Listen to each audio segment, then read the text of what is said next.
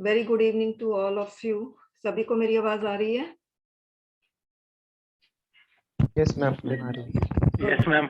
Good. अच्छा, ये जो वैसे तो राइटिंग सेक्शन बैच 6 जनवरी से शुरू होगा, मगर ये जो 5 जनवरी है आज का दिन थोड़ा वार्म अप सेशन होगा, जिसमें मैं कुछ चीजें हैं, जरूरी बातें हैं, वो मैं यहाँ पर बताऊंगी। और सबसे पहली चीज सबसे पहली चीज रूल्स है, ठीक है। और दूसरी चीज है कि आप लोगों को किस तरह से क्लासेस कंडक्ट होगी राइटिंग सेक्शन बैच में, वो हम डिस्कस करेंगे। शेड्यूल के बारे में हम डिस्कस करेंगे, ठीक है। और अगर आप लोगों को कोई क्वेरी है तो वो भी हम देख लेते हैं। और पोल का जो सिग्निफिकेंस है वो भी मैं बताऊंगी। पूरे के पूरे स्टूडेंट्स पोल को में पार्टिसिपेट नहीं किए हैं, वेरी सैड।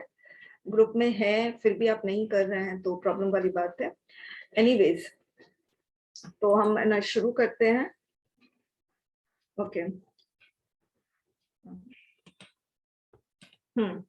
देखिए, सबसे पहली चीज है, सीट लिमिटेड थी 30 सीट्स, मगर ये 39 हो गई है अब।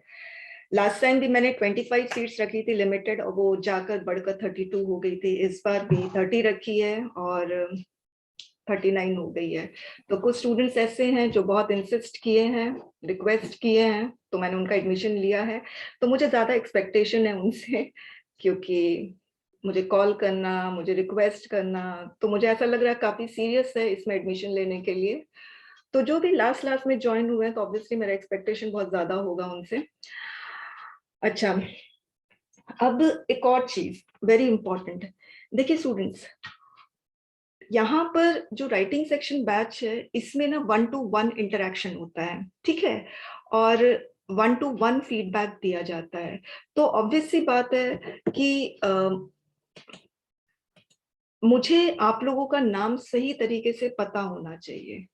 ओके, तो आप लोगों का जूम प्रोफाइल नाम और टेलीग्राम का प्रोफाइल नाम असली ओरिजिनल नाम होना चाहिए, ठीक है। कंसील्ड नाम नहीं चलेगा। जब तक क्लासेस चल रही है ना, 30 अप्रैल या 25 अप्रैल तक क्लासेस चलेगी, तो आप लोग अपना सही नाम से अपना टेलीग्राम वाला कर लेना, जिसने भी नहीं किया है। और जूम प्रोफाइल, और एक सेकंड रुकना।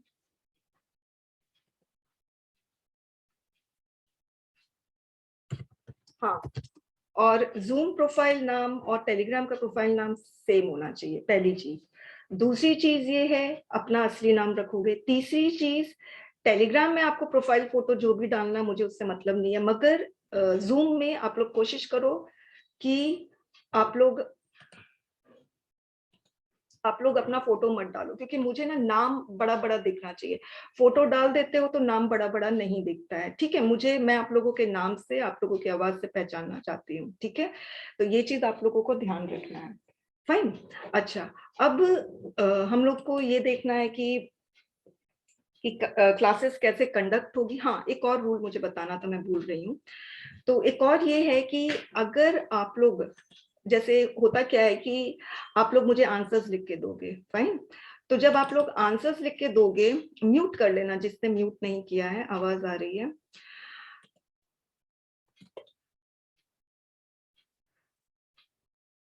तो जब आप लोग आंसर्स लिख के दोगे मुझे, तो उसको आप, वो जो आंसर स्क्रिप्ट होगी, आप उसको स्कैन करोगे, आप उसको पीडीएफ में पूरा मर्ज करोगे, अगर 2-3 पेजेस हैं। फिर उस पीडीएफ का आपको नाम भी देना होगा, राइट। तो उस पीडीएफ का जो नाम होगा ना, वो आपका नाम होगा। अगर पीडीएफ में नाम नहीं है तो उस पीडीएफ, उस फाइल, उस आंसर स्क्रिप्ट का इवैल्यूएशन नहीं होगा, क्योंकि मुझे पता तो चलना चाहिए ना मैं किसका मैं इवैल्यूएशन कर रही हूँ। ओके, तो असली नाम लिखोगे, ध्यान रखना इस चीज का। फाइन, एक सेकेंड रुकना।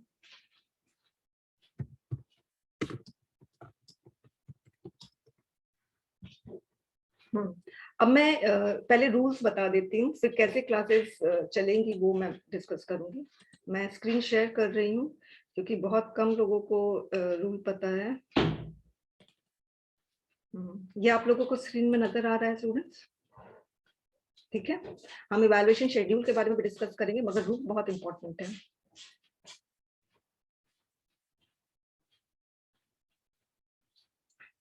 ये रहा, देखो सबसे पहली चीज है, होता क्या है कि जो टाइमिंग होती है इवैल्यूएशन की, जैसे क्या होगा कि मैं आपको बताऊं, आप लोगों को अपने आंसर स्क्रिप्ट को टेलीग्राम ग्रुप, जो फीडबैक ग्रुप है, उसमें अपने आंसर स्क्रिप्ट को सेंड करना होगा, पीडीएफ, जिसमें उस फाइल में आपका नाम होगा, फाइन।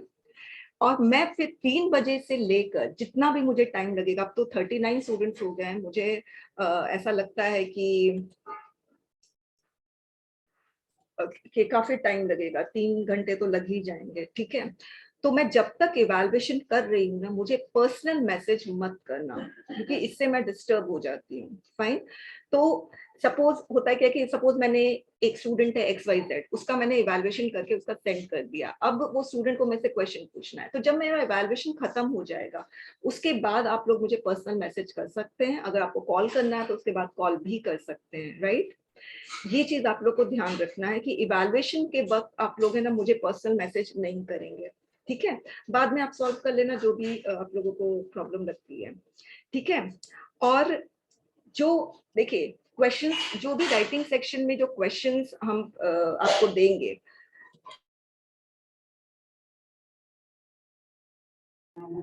जो भी मैं आपको क्वेश्चन दूंगी वो पहले से प्रिपेयर्ड है, इनफैक्ट उसके आंसर्स भी प्रिपेयर्ड हो चुके हैं, आपको क्वेश्चंस भी मिलेंगे, आंसर्स, तो सब कुछ आई मीन पहले से तैयार है, ठीक है। अब आप ये मत बोलना कि मैम मैं दूसरे क्वेश्चन में लिख सकता हूँ आंसर, नहीं।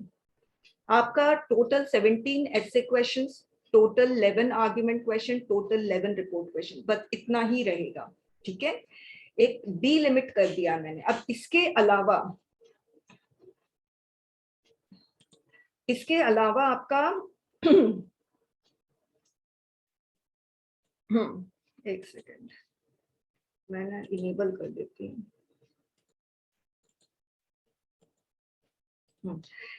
इसके अलावा आप कोई क्वेश्चन पे आंसर नहीं लिख सकते हो, हाँ, मगर आप लोग मुझसे पर्सनल मैसेज के थ्रू पूछ सकते हो कि मैम सपोज ऐसा अगर क्वेश्चन होता है तो इसमें हम क्या कंटेंट लिख सकते हैं, that you are free to do. मगर अगर आप ये सोचो कि नहीं इस क्वेश्चन पे आंसर लिख के इवैल्यूएशन होगा, वो पॉसिबल नहीं होगा, ठीक है। अच्छा, आप लोगों को जो शेड्यूल दिया गया है उसी शेड्यूल के अकॉर्डिंग आपको आंसर पोस्ट करना है, और जो भी आंसर पोस्ट करोगे उसके लिए, मतलब जब मैं क्वेश्चन दूंगी और आंसर दूंगी तो दोनों के बीच में 24 आवर्स का टाइम रहेगा, यानी आपको पूरे 24 घंटे मिलेंगे अपने आंसर्स को लिखने के लिए, बहुत ज्यादा टाइम है, ठीक है। उस 24 घंटे में आप आंसर्स लिखना, और मैं हमेशा बोलूंगी कि 3 बजे के पहले पहले पोस्ट करना, क्योंकि 3 बजे मैं इवैल्यूएशन शुरू कर दूंगी, फाइन।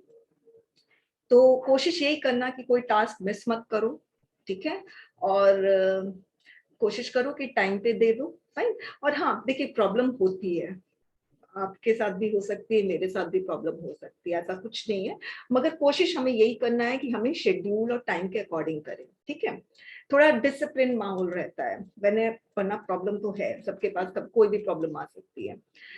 अब group members are not allowed to share the given notes with their friends or post on any group। देखिए, आप लोगों को क्वेश्चन दिया जाएगा, उसके बाद आप लोग उस पे आंसर्स लिख के फीडबैक ग्रुप में आप पोस्ट कर दोगे, उसके बाद मैं इवैल्यूएशन करूंगी, रिटन फीडबैक मिलेगा, ऑडियो फीडबैक मिलेगा, फाइन।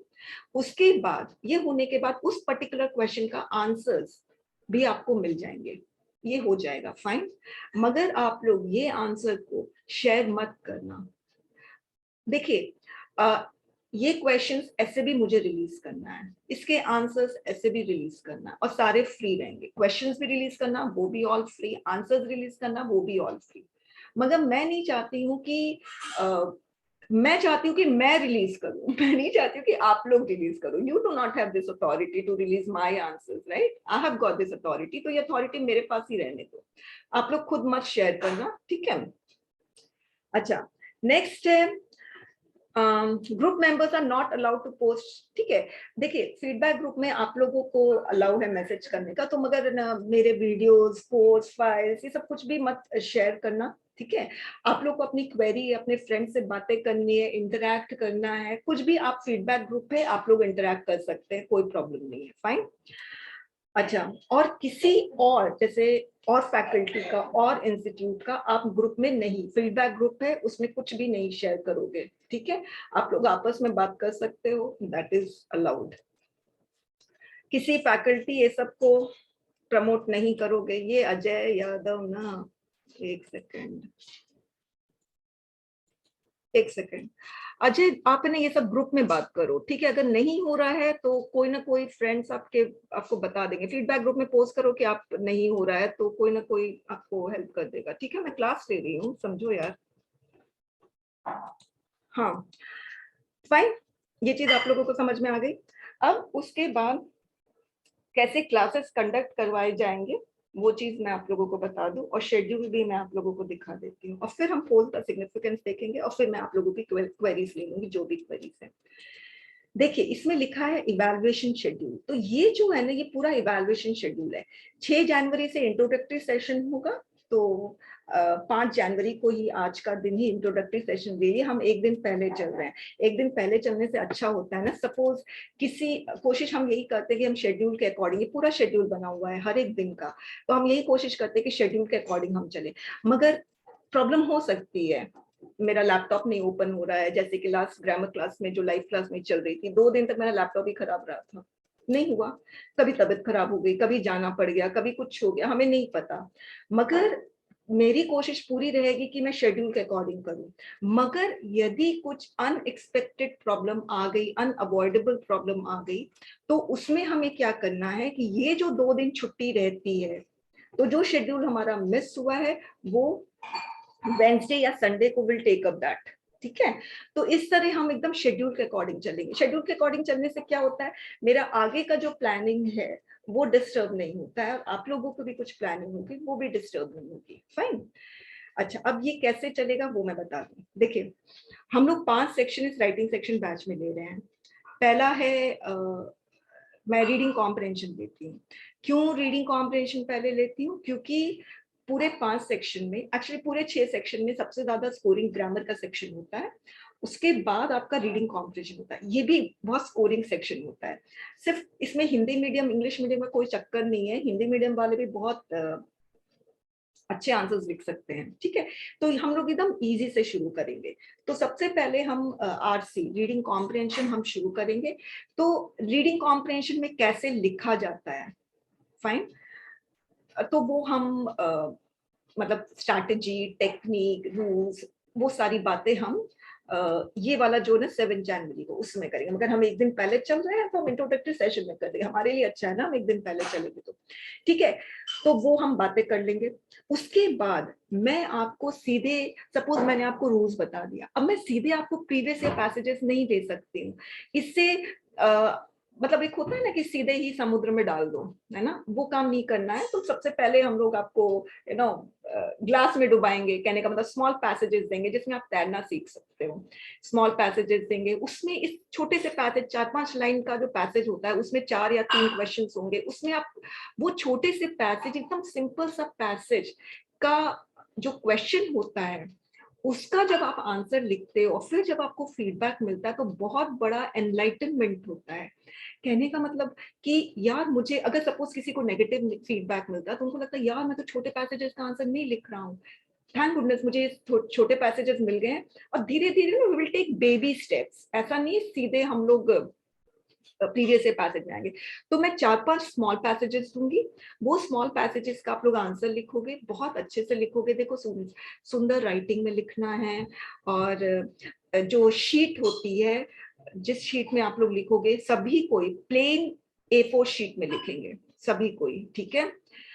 और दोनों तरफ मार्जिन खींचेंगे। अगर आप लोगों के पास यूपीएससी शीट आती है, दिल्ली के मार्केट में तो मिलती है, मगर मुझे और किसी का आइडिया, पटना में भी मिलती है ये भी पता है, यूपी में भी मिलती है ये भी पता है, बाकी का नहीं पता, राजस्थान में भी मिलती है, ठीक है? दोनों तरफ मार्जिन होगा। उसके बाद अपने आंसर्स को बहुत सुंदर राइटिंग में लिखोगे। आप ऐसा मत समझना अरे यार हम तो रियल एग्जाम तो दे नहीं रहे हैं, ये तो नॉर्मल सा है कैसे वैसे लिख दो, नहीं ऐसा नहीं करना है। सुंदर राइटिंग में लिखोगे, ऐसा लिखो कि हाँ रियल एग्जाम सेटिंग के लिए आप कर रहे हो। ढंग से फोटो खींचोगे, थोड़ी आपको सेंसिटिविटी होनी चाहिए अपने टीचर्स के लिए कि मैं कैसे इवैल्यूएट करूंगी अगर फोटो आपके ब्लर्ड है या फोटो आपने बहुत दूर से खींचा है, तो मेरे तो आंखों में बहुत स्ट्रेन पड़ेगा, है ना। तो इस सुंदर राइटिंग में आप लिखोगे, अच्छे से फोटो खींचोगे, ठीक है, अच्छे से इसको मर्ज करोगे और अपना नाम फाइल में नाम भी दोगे, फाइन। तो मैं वीडियो क्लासेस लूंगी और उसके बाद हम स्मॉल पैसेजेस। अब जैसे मैंने वीडियो क्लासेस ली, तो एक वीडियो क्लासेस में आरसी हो जाएगा। आरसी का मैं सारी चीजें बता दूंगी, बहुत लंबा सेशन नहीं होता है इसका। आरसी का, प्रेसी का लंबा सेशन होता है, 2 क्लासेस तो लगेगी लगेगी। आरसी में 1 क्लास में काम चल जाता है। उसके बाद सीधे मैं स्मॉल पैसेज दूंगी। और सुनो, स्मॉल पैसेजेस जब मैं दूंगी ना, तो मैं ये एक्सपेक्ट करूंगी, ऐसा नहीं है कि एक दिन में सिर्फ एक ही स्मॉल पैसेज, बड़ा मतलब छोटा सा पैसेज होता है, बच्चा बेबी टाइप का पैसेज होता है। आप देखोगे तो आपको थोड़ा सा लगेगा कि यार हम मैंने 5th स्टैंडर्ड तक पहुंच गए। जैसे एक पैसेज है काऊ के ऊपर, ठीक है, तो आपको अब फील होगा कि बहुत छोटा सा पैसेज है, मगर फिर आप लिखोगे तो आपको अच्छा भी लगेगा। तो एक ही दिन में मैं 3 पैसेजेस दे दूंगी। तो आपको ना मतलब कि अलर्ट रहना है कि हाँ मैंने एक पैसेज दे दिया, मैम ने दूसरा पैसेज दिया और मैं तुरंत तुरंत इवैल्यूएशन करूंगी। तो शुरुआत में जो स्मॉल पैसेज है ना, उसमें मुझे ना ऑलमोस्ट मतलब मैं लगातार इवैल्यूएशन करती रहूंगी, ठीक है ना। जैसे मैं टास्क दे रही हूँ वैसे ही आप लोग है ना उसको देखो और तुरंत उसका सॉल्व करके ग्रुप में डालो, ठीक है। अब देखिए, मैं जिस पैसेज को बोलूंगी उसी पैसेज को सॉल्व करना है। कोई कोई स्टूडेंट्स इतने ज्यादा ओवर एंथुसियास्टिक होते हैं कि सेकंड पैसेज भी सॉल्व कर लेते हैं। मतलब मैं बोल रही फर्स्ट पैसेज सॉल्व करने के लिए, मगर फर्स्ट एंड सेकंड दोनों सॉल्व कर लेते हैं क्योंकि उनको लगता है यार पैसेज कितना इजी है। मगर अगर आप लोग इस तरह से करते हो ना, तो फर्स्ट पैसेज में जो गलतियां हुई है ना, वो सेकंड पैसेज में वो गलतियां रिपीट होगी।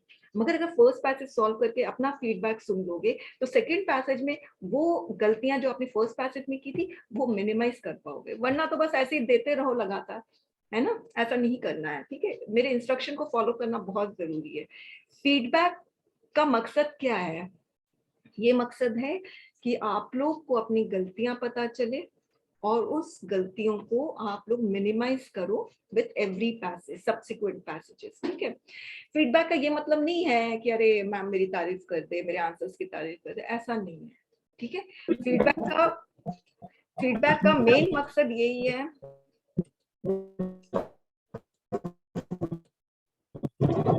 म्यूट कर लो यार। फीडबैक का मेन मकसद यही है कि आप लोगों को अपनी गलतियां पता चले, ठीक है। ठीक है, अब देखिए मैंने वैसे आरसी स्मॉल पैसेज मैंने 3 दिन रख लिया है, ओके। तो देखते हैं कितना हो जाएगा। मुझे लगता है कि हम पहले ही खत्म कर लेंगे। अब उसके बाद मैं कोई वीडियो क्लासेस नहीं लूंगी क्योंकि मैंने एक वीडियो क्लासेस में आपको आज से सारा समझा दिया है। स्मॉल पैसेजेस आपने सॉल्व कर लिया, फिर हर दिन एक दिन में 2-3 स्मॉल पैसेज मिल जाएंगे या 2 स्मॉल पैसेज मिल जाएंगे, ठीक है। उसके बाद आपका अब प्रीवियस ईयर यहाँ से शुरू होगा। तो ये जो 10th जनवरी मंडे लिखा है ना, इसका मतलब ये है कि ये वाला जो पैसेज के क्वेश्चन आपको सॉल्व करने हैं ना, इसका टास्क दिया जाएगा आपको 9th जनवरी को, ठीक है। ये आरसी 2020 है ना, ये इसका जो टास्क है वो 9th जनवरी को दिया जाएगा और आपके पास 24 आवर्स का टाइम रहेगा इस पैसेज को सॉल्व करने के लिए। और ये जो 10th जनवरी में इसमें इवैल्यूएशन होगा, क्योंकि ये देखिए इवैल्यूएशन शेड्यूल है। तो 10th जनवरी को मैं 2020 आरसी का इवैल्यूएशन करूंगी, आप लोग जो आंसर स्क्रिप्ट मुझे सेंड करोगे, ठीक है। अब ये इसी तरह से आगे हम बढ़ते रहेंगे। अब वेंसडे को ऑफ क्यों है वो मैं बता दूं। वैसे राइटिंग सेक्शन बहुत टैक्सिंग होता है, मेरे लिए भी होता है, आप लोगों के लिए भी होगा, ठीक है। तो टैक्सिंग होता है, इसीलिए मैं वीक में 2 दिन ऑफ रखती हूँ। ये पहला रीजन आप लोगों के लिए भी है। दूसरा रीजन ये है, जो वेंसडे को ऑफ रहेगा ना, आप देखना कि शुरुआत में अभी ये एस्से का वीडियो क्लास मैं लूंगी, उसके बाद जब भी ऑफ रहेगा ना, उसके बाद हमेशा उस ऑफ के बाद एस्से का इवैल्यूएशन होगा। रीजन ये है, आरसी प्रेसी ये रिपोर्ट या आर्गुमेंट कंपैरेटिवली इजी है देन राइटिंग एस्से। एस्से थोड़ा डिफिकल्ट होता है लिखना, ठीक है। तो आप ताकि आपको 48 आवर्स का टाइम मिले, इसीलिए हर ऑफ के बाद एस्से होगा। यानी एस्से का जो टास्क है ना, वो आपको 5 फरवरी को मिलेगा, ठीक है। और संडे का ऑफ, और फिर 7 फेब के 3 बजे मैं इवैल्यूएशन करूंगी। तो गॉट माई पॉइंट। तो इस तरह से क्या हुआ, आप लोग को पूरा 48 आवर्स का टाइम मिल गया एस्से इवैल्यूएट मतलब एस्से लिखने का, राइट। तो आप देखोगे हर ऑफ के बाद एस्से है। कहीं नहीं होगा, मगर ऐसे जब भी होगा हमेशा ऑफ डे के बाद ही होगा। फाइन, ये चीज ध्यान रखना। अच्छा, ये शेड्यूल के बारे में मैंने बता दिया। Okay fine. अब रही बात क्वेश्चन की, तो जैसे क्वेश्चंस मैंने आपको पहले भी बोला है कि क्वेश्चंस मैंने पहले से ही सेट करके रखे हैं। अब कुछ स्टूडेंट्स के ये क्वेरी होती है कि मैम क्वेश्चंस आपने पहले से सेट कर दिए हैं, तो फिर करंट कैसे होगा? तो स्टूडेंट्स, जो क्वेश्चन मैंने सेट किया है ना, करंट का मतलब क्या होता है? अगर आप लोग प्रीवियस का ट्रेंड देखोगे, क्वेश्चंस पूछने का ट्रेंड यूपीएससी का, तो आप लोग देखोगे रिपोर्ट के जो क्वेश्चंस होते हैं ना, 95% चांसेस होते हैं, पॉसिबिलिटी होती है करंट से ही आता है एकदम। मतलब कि आप ये समझिए बहुत रीसेंट करंट, ये रीसेंट करंट कुछ होता नहीं है, मगर एकदम जैसे अप्रैल में कुछ बहुत बड़ा सा इश्यू हो गया तो वो आपका अगस्त में पूछ लेगा। आप देखना प्रीवियस का ट्रेंड ऐसे ही है रिपोर्ट क्वेश्चन का, राइट? और आर्ग्यूमेंट का 70% करंट से पूछा जाता है, ठीक है? अगर आप एनालाइज करोगे आपको पता चलेगा। रही बात एसए का, तो एसए ध्यान रखना ऐसा कुछ नहीं है करंट से आता है करंट से, मगर आप ये नहीं बोल सकते हो कि पूरा 6 का 6 ऐसे करंट से आता है। फाइन। तो जैसे कि है ना, कुछ इश्यूज हैं जो हमेशा से राइट फ्रॉम इंडिपेंडेंस हमारा वो इश्यू हमेशा से इंडिया में रहा हुआ है, ठीक है? जैसे विमेन वाला इश्यू, चाइल्ड का issue, child labour, human trafficking, ये रिजर्वेशन, ठीक है, कम्युनल राइट्स, ठीक है? अभी हेट स्पीच पता नहीं कितने सालों से चल रहा है, हेट स्पीच, ब्लास्फेमी पता नहीं कितने सालों से चल रहा है, ठीक है? तो ये सारा है ना मुद्दा ऐसा है कि हमेशा से बर्निंग रहा है। अब जो भी क्वेश्चंस आपको दिए गए हैं, ठीक है, वो क्वेश्चंस मैंने क्या किया, मैं जो भी क्वेश्चंस फ्रेम कर रही हूँ मैं सारा हिंदू एडिटोरियल से फ्रेम कर रही हूँ, ठीक है? तो हिंदू एडिटोरियल में जो भी कॉलम आता है जो मुझे लगता है इम्पोर्टेंट है, तो वो मैंने उस पे मैंने क्वेश्चन फ्रेम किया है। रिजर्वेशन का इशू हमेशा से इम्पोर्टेंट है तो मैंने रिजर्वेशन पे फ्रेम कर दिया क्वेश्चन। विमेन का इशू बहुत इंपॉर्टेंट है तो मैंने विमेन पे भी ऐसे फ्रेम कर दिया है, ठीक है? और इसी तरीके से तो आप जब ऐसे क्वेश्चन का या आर्गुमेंट क्वेश्चन आप देखोगे तो आपको लगेगा नहीं, आपको ऐसा लगेगा कि नहीं, all these questions are very very important and very very current based, आपको लगेगा। हाँ, रिपोर्ट का क्वेश्चन है वो मैं मान सकती हूँ क्योंकि मैं पहले से क्वेश्चन प्रिपेयर कर दी, तो ऑब्वियसली मैं रिपोर्ट का क्वेश्चन आपको अप्रैल वाला नहीं दे पाऊंगी, है ना? ऑब्वियसली अप्रैल में हमारा बैच खत्म हो जाएगा तो how will I frame the questions current वाला, तो इट इज नॉट पॉसिबल। मगर आपको रिपोर्ट क्वेश्चन भी ऐसा एक करंट तो नहीं होगा, मगर है ना फिर भी अब मैं कुछ कर नहीं सकती हूँ, मगर वो भी जैसे मैंने एक रिपोर्ट क्वेश्चन दिया इनर पार्टी रिफॉर्म्स, ठीक है? तो इनर पार्टी रिफॉर्म्स ये एक जनरल इशू है और हिंदू में इसके 2 बार पूछा गया है, आई मीन 2 बार इस पे कॉलम आ चुके हैं। इनर पार्टी 2 बार नहीं, इनफैक्ट 4 दिन से आ रहे थे जब मैंने इसको फ्रेम किया था, अक्टूबर या नवंबर में।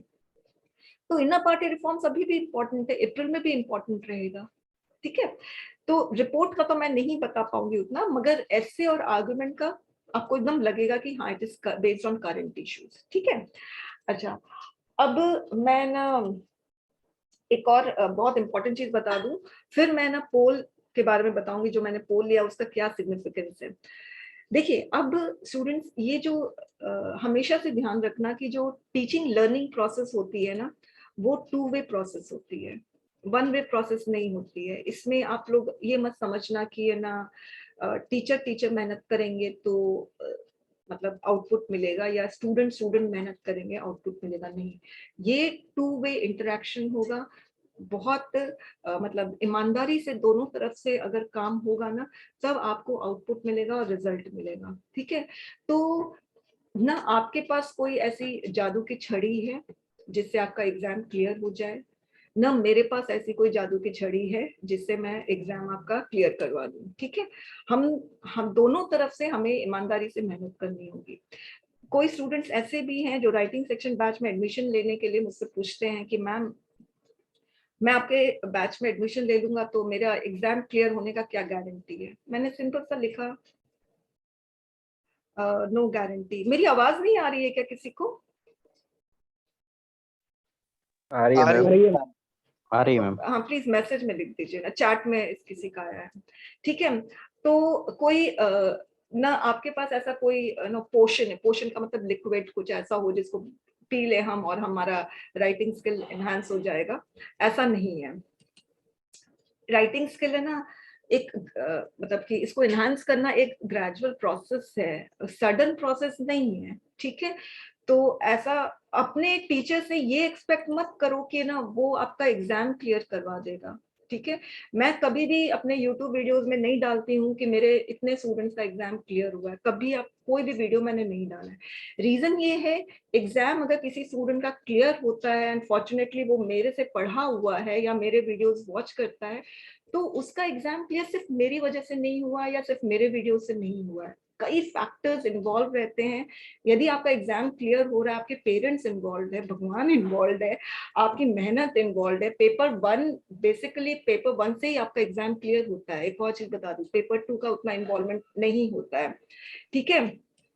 तो इसीलिए आप लोग का अगर एग्जाम क्लियर हो रहा है ना, तो उसमें 70%, मैं सही कह रही हूँ, 70% आपको क्रेडिट जाता है।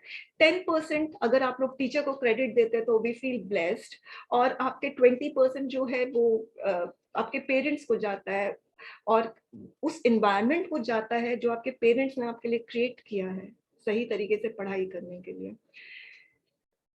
ओके तो इसीलिए मेरे से ये एक्सपेक्ट मत करो कि मैं आपका एग्जाम क्लियर करवा दूंगी, मगर हाँ मेरे से आप ये एक्सपेक्ट कर सकते हो कि मेरे फीडबैक से आपको अपनी गलतियां पता चलेगी। अब आप पर निर्भर करता है कि आप अपनी गलतियों को किस तरह से मिनिमाइज कर सकते हो, ठीक है। ये चीज आप लोगों को ध्यान रखना है। भाई अब मैं पोल्स में आ रही हूँ, मुझे अपना एक सेकंड स्क्रीन शेयर करना होगा टेलीग्राम का। आपको नजर आ रहा है? एक सेकंड, ये स्क्रीन नजर आ रही है ना? Yes ma'am. गुड। कहाँ है पोल? यहाँ से शुरू है, ठीक है। देखो पहला है कि मैंने लिखा है कि सभी को मैं एक्सपेक्ट करती हूँ कि सभी कोई जो भी ग्रुप में एक्टिविटीज हो उसको बहुत अच्छे से पार्टिसिपेट करे विद पंक्चुअलिटी एंड सिंसियरिटी। इसका रीजन है, मैं भी कोशिश करूंगी शेड्यूल के अकॉर्डिंग चलने की, आप भी कोशिश करो शेड्यूल के अकॉर्डिंग चलने की। इससे आपका भी जो है वो डिस्टर्ब नहीं होगा, मेरा भी नहीं होगा। मगर कुछ हो जाते हैं कुछ ऐसा, तो फिर ना मैं हेल्प कर सकती हूँ ना आप, ठीक है। मगर ईमानदारी से कोशिश करना, नहीं मुझे शेड्यूल के अकॉर्डिंग करना है अगर अच्छा बेनिफिट चाहिए तो, ठीक है। नेक्स्ट, रूल्स बहुत इंपॉर्टेंट है, ठीक है। मटेरियल शेयर नहीं करना है, मुझे शेयर करना है वो मैं कर दूंगी, ठीक है। अपने A4 शीट में लिखोगे, दोनों तरफ मार्जिन, अच्छे से सुंदर राइटिंग में लिखो। गंदी राइटिंग है, मेरी खुद की राइटिंग बहुत गंदी है, ठीक है। मगर जब मैं टीचर को देती थी तो मैं बहुत अच्छे से लिखती थी। कोशिश करो कि अच्छे से लिखने का, हाँ टीचर को भी लगे हाँ ये मेरे को दे रहा है तो ये अच्छे से लिख रहा है, ठीक है। अच्छे से लिखो, अच्छे से फोटो खींचो, PDF में अपना नाम दो, ये सारा बहुत इंपॉर्टेंट है, ठीक है। जब मैं इवैल्यूएशन कर रही हूँ उस समय मुझे पर्सनल मैसेज मत करो। इवैल्यूएशन खत्म हो जाएगा, मुझे नहीं पता आप कितना टाइम लगेगा। जब 32 स्टूडेंट्स थे तब मुझे 2 घंटे लगते थे, ऐसे में मुझे 3 घंटे लगते थे। ऐसे लिखना मुश्किल है, उसका इवैल्यूएशन भी बहुत मुश्किल है, तो उसमें भी 3 घंटे। फिर रिटर्न फीडबैक देने के बाद फिर ऑडियो फीडबैक भी देना, तो इट टेक्स टाइम। तो मैं नहीं चाहती कि मुझे उस समय कोई डिस्टर्ब करे, मतलब मैं इवैल्यूएट करूं कि आपके पर्सनल मैसेज का रिस्पॉन्ड करूं, यू नो हैव पेशेंस, और बाद में आप मुझसे बात कर सकते हो। ये जो है how much have you scored in paper 1 of CAPF 2021 exam, ये बहुत इंपॉर्टेंट है स्टूडेंट्स। ये इसलिए इम्पोर्टेंट है क्योंकि ना आप लोगों का अगर एग्जाम क्लियर होता है ना, तो वो आपका पेपर 1 की वजह से क्लियर होगा। तो यदि आप पेपर 1 को इग्नोर कर दोगे या पेपर 2 इतना हावी हो जाए आपके सर पर कि आप पेपर 1 को भूल जाओ या पेपर 1 पे उतना टाइम नहीं दो, रिक्वायर्ड टाइम जो जरूरी है, तो फिर बहुत मुश्किल है। पेपर 2 से आप ज्यादा एक्सपेक्ट मत करो, पेपर 1 से बहुत एक्सपेक्ट करो। देखिए कट ऑफ निकल नहीं रहा है तो हम कट ऑफ के बारे में हम ज्यादा कुछ बता नहीं सकते कि कितना होगा। मगर अभी जो जैसे मैंने लिखा है, हम देख लेते हैं कि अबव 140। तो मैं यहाँ पे ये बोलना चाहती कितना स्कोर किया, मैं ये नहीं बोल रही कितना एक्सपेक्ट करते हो, नहीं। जब 2021 का आपने एग्जाम दिया था तो जब आपने अपना स्कोर को कैलकुलेट किया, किसी भी कोचिंग इंस्टीट्यूट से मैच किया, तो आपको कितने स्कोर आ रहे थे? तो जिसको भी 140 प्लस आ रहे हैं तो आप समझ लो कि बहुत ब्राइट चांसेस है आपका रिटन एग्जाम क्लियर होने का। क्योंकि देखो आप लोगों को मतलब can I right here A second. हाँ, अब जैसे आप लोगों को टोटल अगर मैं मान के चलती हूँ टोटल 220 लेकर आना है, ठीक है। जो एक्सट्रीमली हाई कट ऑफ गई थी वो 2076 या 8 गई थी। इस बार वैकेंसी कम है ना, ज्यादा एप्लीकेंट्स हैं, तो हम मान के चलते आपको 220 लेकर आना है। अब 220 अगर सपोज आपको पेपर में 140 आ गया, ठीक है, तो फिर अब आप कैलकुलेट करो आपको इसमें कितना आएगा। 12 में मेरी कैलकुलेशन बहुत ज्यादा वीक है, ठीक है, तो 80 आएगा, ठीक है। तो आपको पेपर 2 में 80 लाना। अगर सपोज आपको 160 आ गया, ठीक है, तो पेपर 2 का मार्क्स और कम हो जाएगा 60, और ये क्वालिफाइंग मार्क्स होता है। पेपर 1 पेपर 2 दोनों ऐड होता है, ध्यान रखना स्टूडेंट्स, पेपर 1 और पेपर 2 का मार्क्स दोनों ऐड होता है। पेपर 2 से आप एक्सपेक्ट नहीं कर सकते हो कि वो आपके स्कोर को पुश अप करे, नहीं कर पाओगे। आप पेपर 1 से एक्सपेक्ट कर सकते हो। पेपर 1 में मेरी एक स्टूडेंट थी, उसका ना पेपर 2 उसने मेरे से मेरा टेस्ट सीरीज लिया था, तो उसका ना पेपर 2 में मैं कभी उसको 55 से ज्यादा नहीं देती थी, मेहनती थी मगर नहीं आते थे। मगर उसने है ना पेपर 1 में बहुत जोर लगाया, 165 आ गए 2020 के एग्जाम में। अब मुझे नहीं लगता उसको पेपर 2 में ज्यादा आए होंगे, मगर फिर भी उसका एग्जाम क्लियर हो गया। अब मुझे नहीं पता उसका फाइनली एग्जाम क्लियर हुआ है कि नहीं, इंटरव्यू सब में, मगर उसका एग्जाम क्लियर था just because of paper 1, not because of paper 2। इसलिए पेपर 2 से एक्सपेक्ट मत करो, पेपर 1 से एक्सपेक्ट करो और अपने मार्क्स को एकदम ऊपर उठाने की कोशिश करो।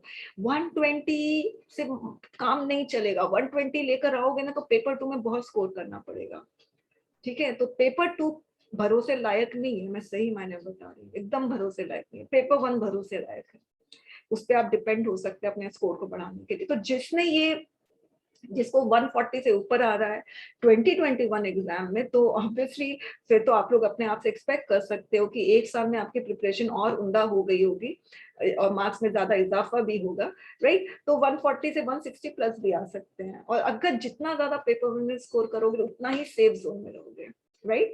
इसीलिए तो जिसको 120, जिसका फर्स्ट अटेम्प्ट है, ऐसा नहीं फर्स्ट अटेम्प्ट वालों का क्लियर नहीं होता है, फर्स्ट अटेम्प्ट वालों का भी क्लियर होता है।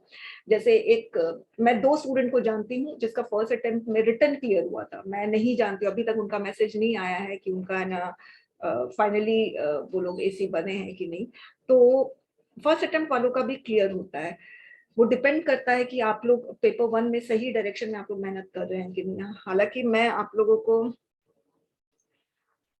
ये अजय की कोई मदद कर दीजिए, ठीक है, अजय का मैसेज आ रहा है मेरे पास।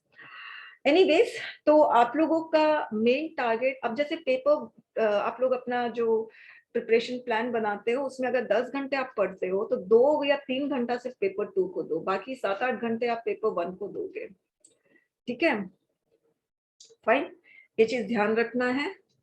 अच्छा, अब उसके बाद why is it not scrolling, how, what happened, ठीक है, नेक्स्ट। उसके बाद है grammar, how much you score out of 25 in grammar. Ajay क्या बोलूं मैं, अच्छा अब ग्रामर 25 मार्क्स का है, ठीक है।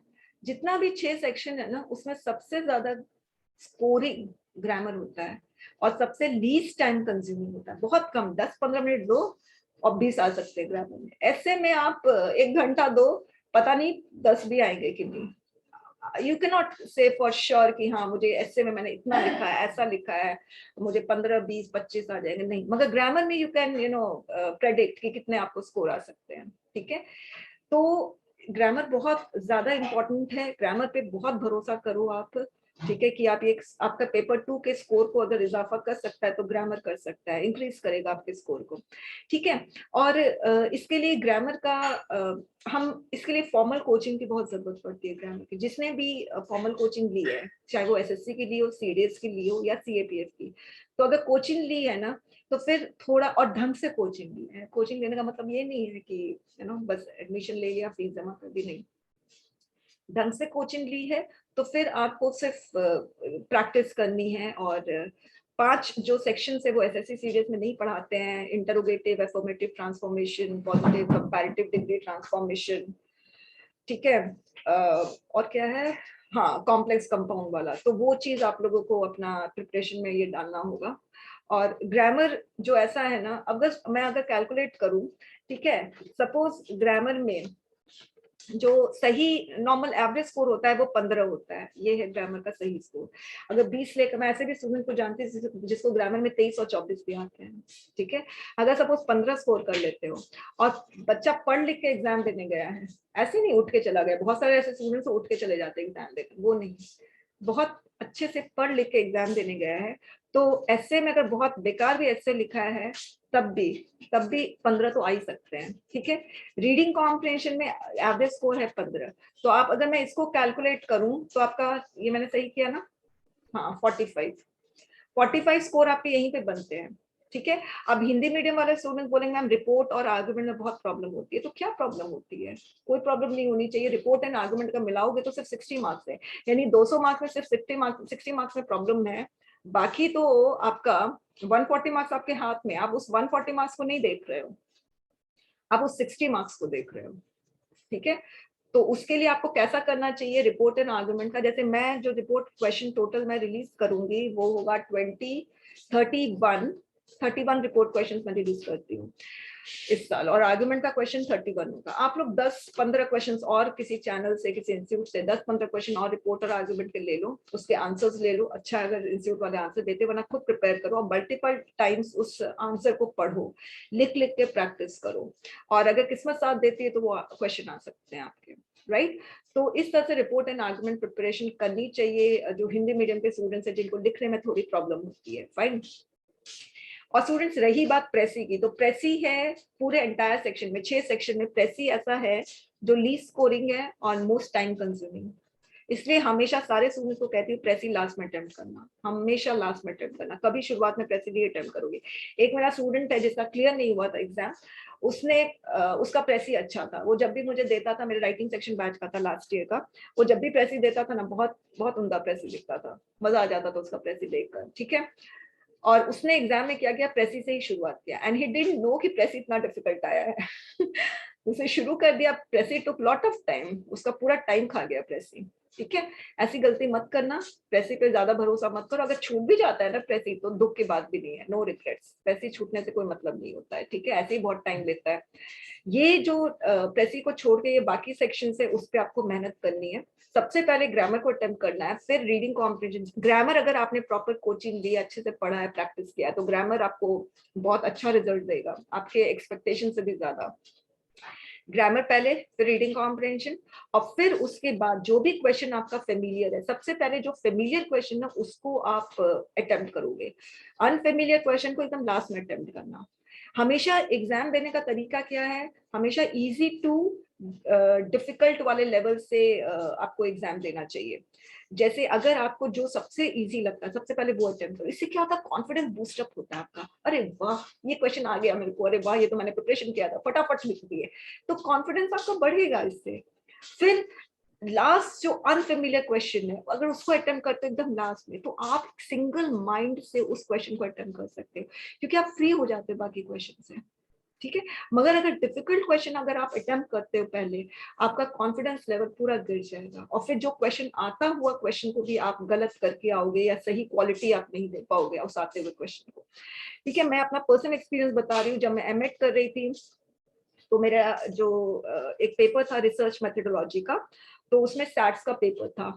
सैट्स मेरी बहुत कमजोर, क्योंकि बेसिकली मेरा कैलकुलेशन ही बहुत वीक है, तो उसमें ग्राफ पता नहीं क्या क्या आते थे, और वो न्यूमेरिकल्स में से कभी होते नहीं थे, ठीक है।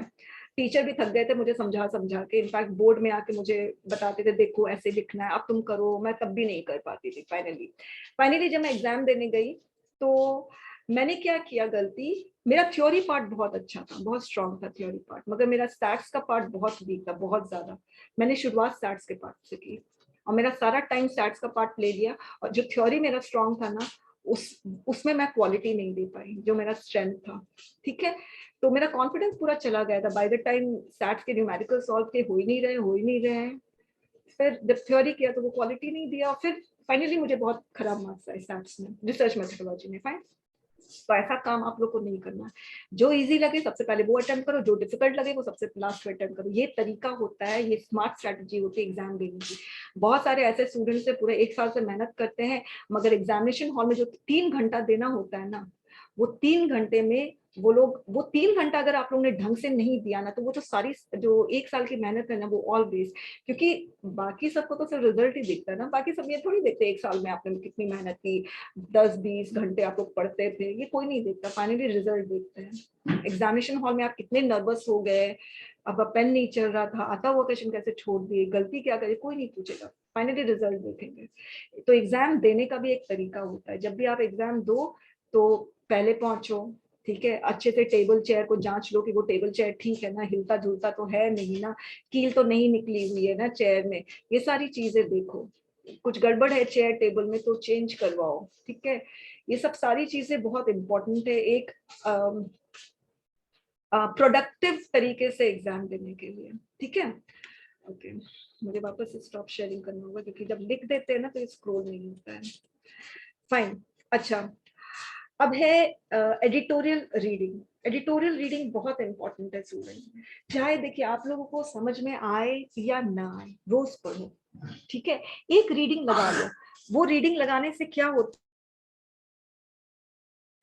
ये सब रीडिंग लगाने से क्या होता है कि आप लोग चाहे समझ में आए या ना आए, तो आप लोग रीडिंग कॉम्प्रिहेंशन सॉल्व करते हो तो उसमें आप लोग की रीडिंग स्पीड बढ़ जाती है ना। रीडिंग कॉम्प्रिहेंशन में क्या रीडिंग होती है, रीडिंग के साथ कॉम्प्रिहेंशन का मतलब क्या होता है, अंडरस्टैंडिंग। तो रीडिंग विद अंडरस्टैंडिंग, ठीक है, तो इससे कॉम्प्रिहेंशन पार्ट में थोड़ा आसान हो जाता है आप लोगों के लिए, प्रेसी में भी आसानी होती है। इससे रोज रीडिंग करना है, नहीं समझ में आ रहा है कोई प्रॉब्लम नहीं है, मगर रीडिंग रोज करो। पेपर 2 के लिए सिर्फ एडिटोरियल पेज इंपॉर्टेंट है, right and left, specially Friday का लेफ्ट साइड में आर्गुमेंट के क्वेश्चंस बन जाते हैं, एस्से के क्वेश्चन बन जाते हैं, टॉप कॉलम जो होता है।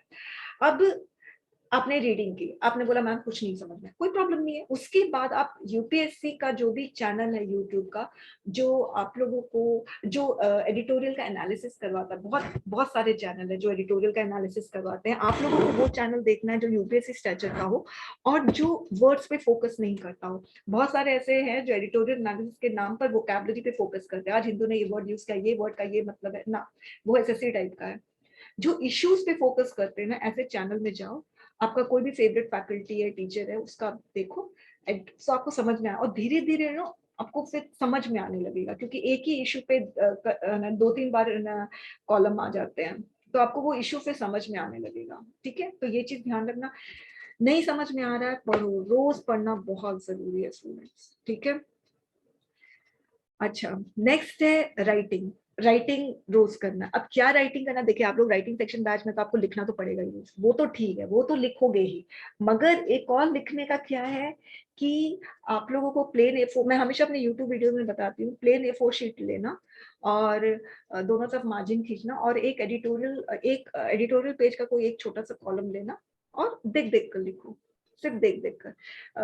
मतलब कोई अगर आपके फ्रेंड्स हैं, कोई आपके सिस्टर ब्रदर हैं, वो अगर आप लोग डिक्टेट भी करवा सकते हो तो डिक्टेट करवा लो, आपके ब्रदर या सिस्टर आपको बोल रहे हैं और आप लिखते जा रहे हो, इससे क्या होगा स्टूडेंट, आपका जो राइटिंग स्पीड है वो बढ़ेगा।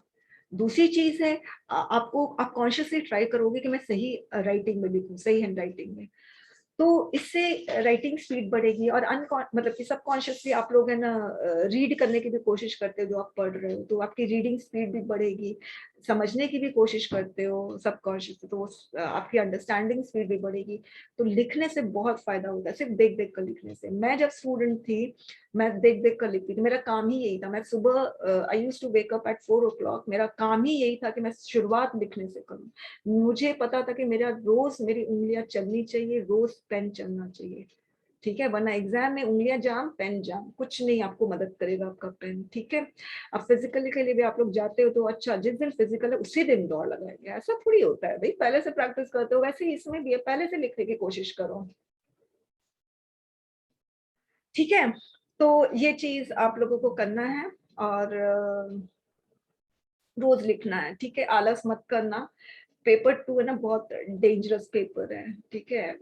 मतलब जो भरोसे लायक नहीं होता है ना, वो डेंजरस ही होता है, ठीक है। उनसे एसोसिएट करना हम लोगों की मजबूरी है, तो उनसे एसोसिएट करो, मगर धोखा देने वाला है ये पेपर 2, तो इसीलिए अब पूरा वेल इक्विप्ड रहो, ठीक है। तो रोज लिखना है, रोज रीडिंग करना है। एक मैगजीन रीडिंग है, ये ऑप्शनल है। कहने का मतलब ये है कि ऑप्शनल का मतलब, देखो अगर मैगजीन पढ़ते हो तो इससे करंट आपका अपडेट होता है, मगर अगर आप कोई कोचिंग ज्वाइन करके रखे हो जो आपको करंट आपको दे रहा है तो कोई प्रॉब्लम नहीं है। मेरा पर्सनल फेवरेट विजन है, उससे ना रिपोर्ट के क्वेश्चन बहुत बनते हैं, और कभी कभी ऐसे के लिए जो हमें अपने ओपिनियन को सब्सटैंशिएट करना पड़ता है, अपने ओपिनियन को सपोर्ट करना होता है, तो उसके लिए फैक्ट्स डेटा ये सब मिल जाते हैं विजन वाले में से। बहुत सलीके से ये बनाया गया है, इसमें कंटेंट होता है। तो हाँ राहुल, एक सेकंड रुकना, ठीक है, फाइन। अब नेक्स्ट है which pen do you use for paper 2 writing. देखिए पेपर 2 राइटिंग के लिए preferable pen, most preferable pen है ब्लू बॉल पॉइंट पेन, जिसको 40% बोल रहे हैं, ब्लू बॉल पॉइंट पेन, ठीक है। मगर जब आप लोगों को स्टूडेंट्स एडमिट कार्ड मिलता है, ठीक है, एग्जामिनेशन हॉल वाला टिकट मिलता है आप लोगों को, तो उसमें एक लिखा रहता है कि blue ball point pen must be used for paper 1 and paper 2, ऐसे यूज किया जाता है, ठीक है। Sorry, not blue, I am sorry, black ball point pen must be used for paper 1 and paper 2, ठीक है, black ball point pen ऐसे लिखा जाता है। मगर इसका मतलब ये नहीं है कि पेपर 2 के आंसर्स आपको ब्लैक बॉल पॉइंट में लिखना मैंडेटरी है, ये नहीं है।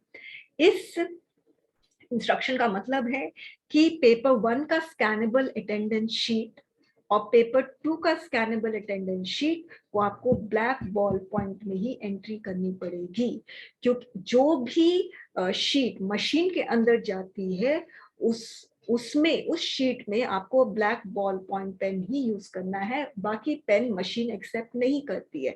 इसीलिए पेपर 1 का OMR शीट को भी आपको ब्लैक बॉल पॉइंट पेन से ही भरना है, और स्कैनेबल अटेंडेंस शीट जो पेपर 1 में आपको मिलती है, जिसमें आप अपना अटेंडेंस देते हो, पेपर 2 वाले एग्जाम में भी मिलती है, उसमें आप अपना अटेंडेंस देते हो, तो दोनों ब्लैक बॉल पॉइंट पेन, ठीक है, गॉट इट। तो black ball point pen mandatory है उस शीट के लिए जो मशीन के अंदर जाती है, ठीक है, वरना पेपर 2 के लिए आप कोई भी पेन यूज कर सकते हो, कोई भी पेन, ठीक है, चाहे blue ball point pen, black ball point, blue gel, black gel, blue, कुछ भी, ठीक है। मगर मगर आप लोग को जो पेन कन्वीनियंट लगता है, आपको लगता है कि ये पेन से मेरी राइटिंग स्पीड बढ़ रही है, ये पेन मुझे कभी धोखा नहीं देगा, मेरे को ये रहता था, मैं पेन को भी अपना फ्रेंड बना के रखती थी, हाँ मैं लॉयल रहूं अपने पेन से, है ना। तो अब नहीं रहती हूँ, मगर स्टूडेंट लाइफ में मैं अपने पेन से लॉयल रहती थी, मैं पेन नहीं चेंज करती थी। I used to use Reynold and I stick to that pen, मैं नहीं चेंज करती थी, क्योंकि मुझे ऐसा फील होता है कि जितने भी नॉन लिविंग थिंग है ना, सब में एक एनर्जी है, सबके अंदर वाइब्स होती है, तो हम ना उनको भी फील होता है, राइट। तो अगर हम उनको डिसओन कर दे, डिस्क्रेडिट कर दे, तो उनको हर्ट होगा, दैट वाज माय ओपिनियन, थोड़ा बहुत अभी भी है। तो मैं कभी पेन नहीं चेंज करती थी, कभी डिसरिस्पेक्ट शो नहीं करती थी अपने पेन को, अपने नोटबुक्स को बहुत अच्छे से रखती थी। तो आप लोग भी जो पेन आपने यूज कर लिया है ना, सोच लिया कि मुझे यही पेन यूज करना है, फिर उस पे आप स्टिक रहो। इससे क्या होगा, आप जिस पेन से थ्रू आउट प्रैक्टिस कर रहे हो वही पेन आप एग्जाम में यूज करोगे, ऑब्वियसली उसी पेन से आपकी राइटिंग स्पीड बढ़ी है तो वही पेन अगर आप यूज करोगे तो आपकी राइटिंग स्पीड मेंटेन रहेगी।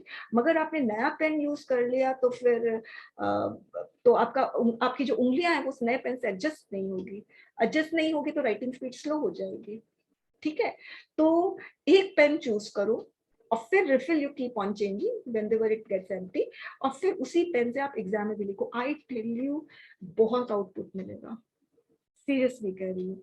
ये जो एक प्रॉब्लम होती है ना कि मैम पेपर छूट गया, ये कोई बच्चों का खेल तो है नहीं। 3 घंटे का 200 मार्क्स का पेपर 3 घंटे में खत्म करना, पहले आपको 100 मार्क्स का पेपर 3 घंटे में दिया जाता, अब 200 मार्क्स का है, तो ये बच्चों का खेल नहीं है। तो हमें छोटी छोटी चीजों पे भी हमें ध्यान देना है।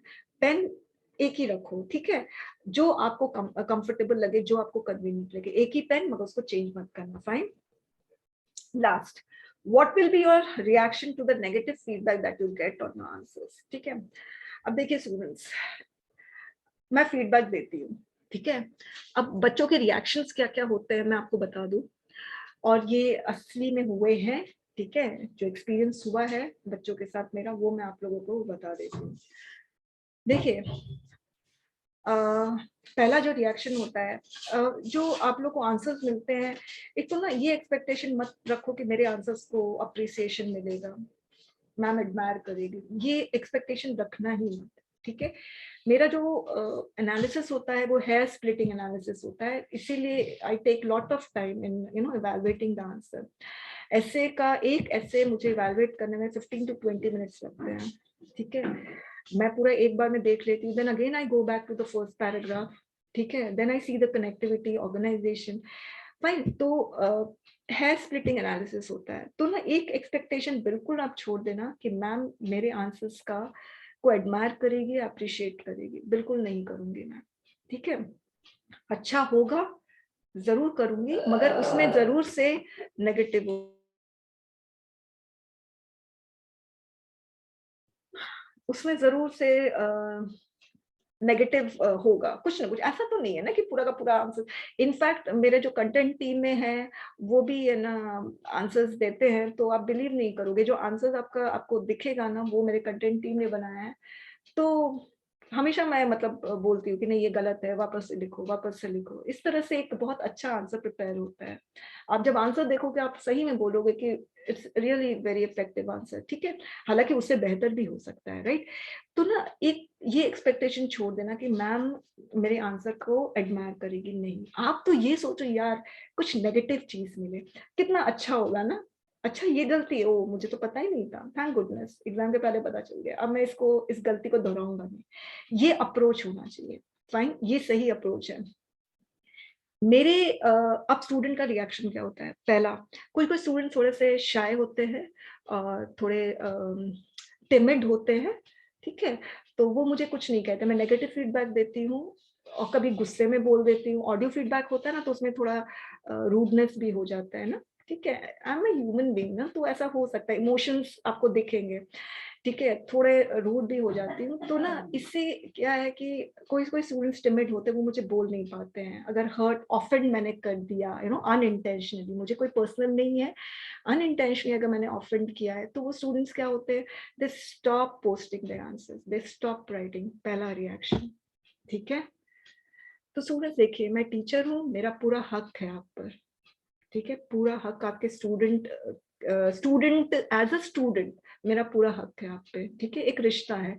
तो उसमें मैं अगर हक के साथ आपको डांट रही हूँ या थोड़ा रूड हो रही हूँ तो डोंट टेक ऑफेंस, है ना, मत हर्ट मत हो, है ना, ये सही नहीं है। और फिर अगर आपको लगता है ना तो you can talk to me on phone, मैं रूड होंगी, ये फैक्ट है। मैं अगर गलत लिखा है तो मैं नेगेटिव फीडबैक दूंगी, whatever be the case, ठीक है, मैं दूंगी। खराब आपको लगता है, you just talk to me on phone, ठीक है, हम बात कर सकते हैं, ठीक है, पहला रिएक्शन।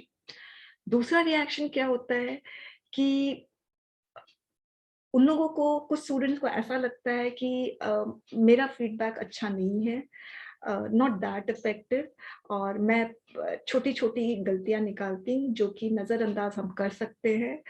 तो क्योंकि ना मैंने अपने फ्रेंड्स को, सीनियर्स को, टॉपर्स को दिखाया है, वो तो बोलते कि कोई प्रॉब्लम नहीं है, ठीक है, फिर मैम ऐसे छोटी छोटी गलतियां क्यों निकाल रही हैं? It is good. My answers are good. They don't accept this very fact that their answers have got some problems. Be the minor problem.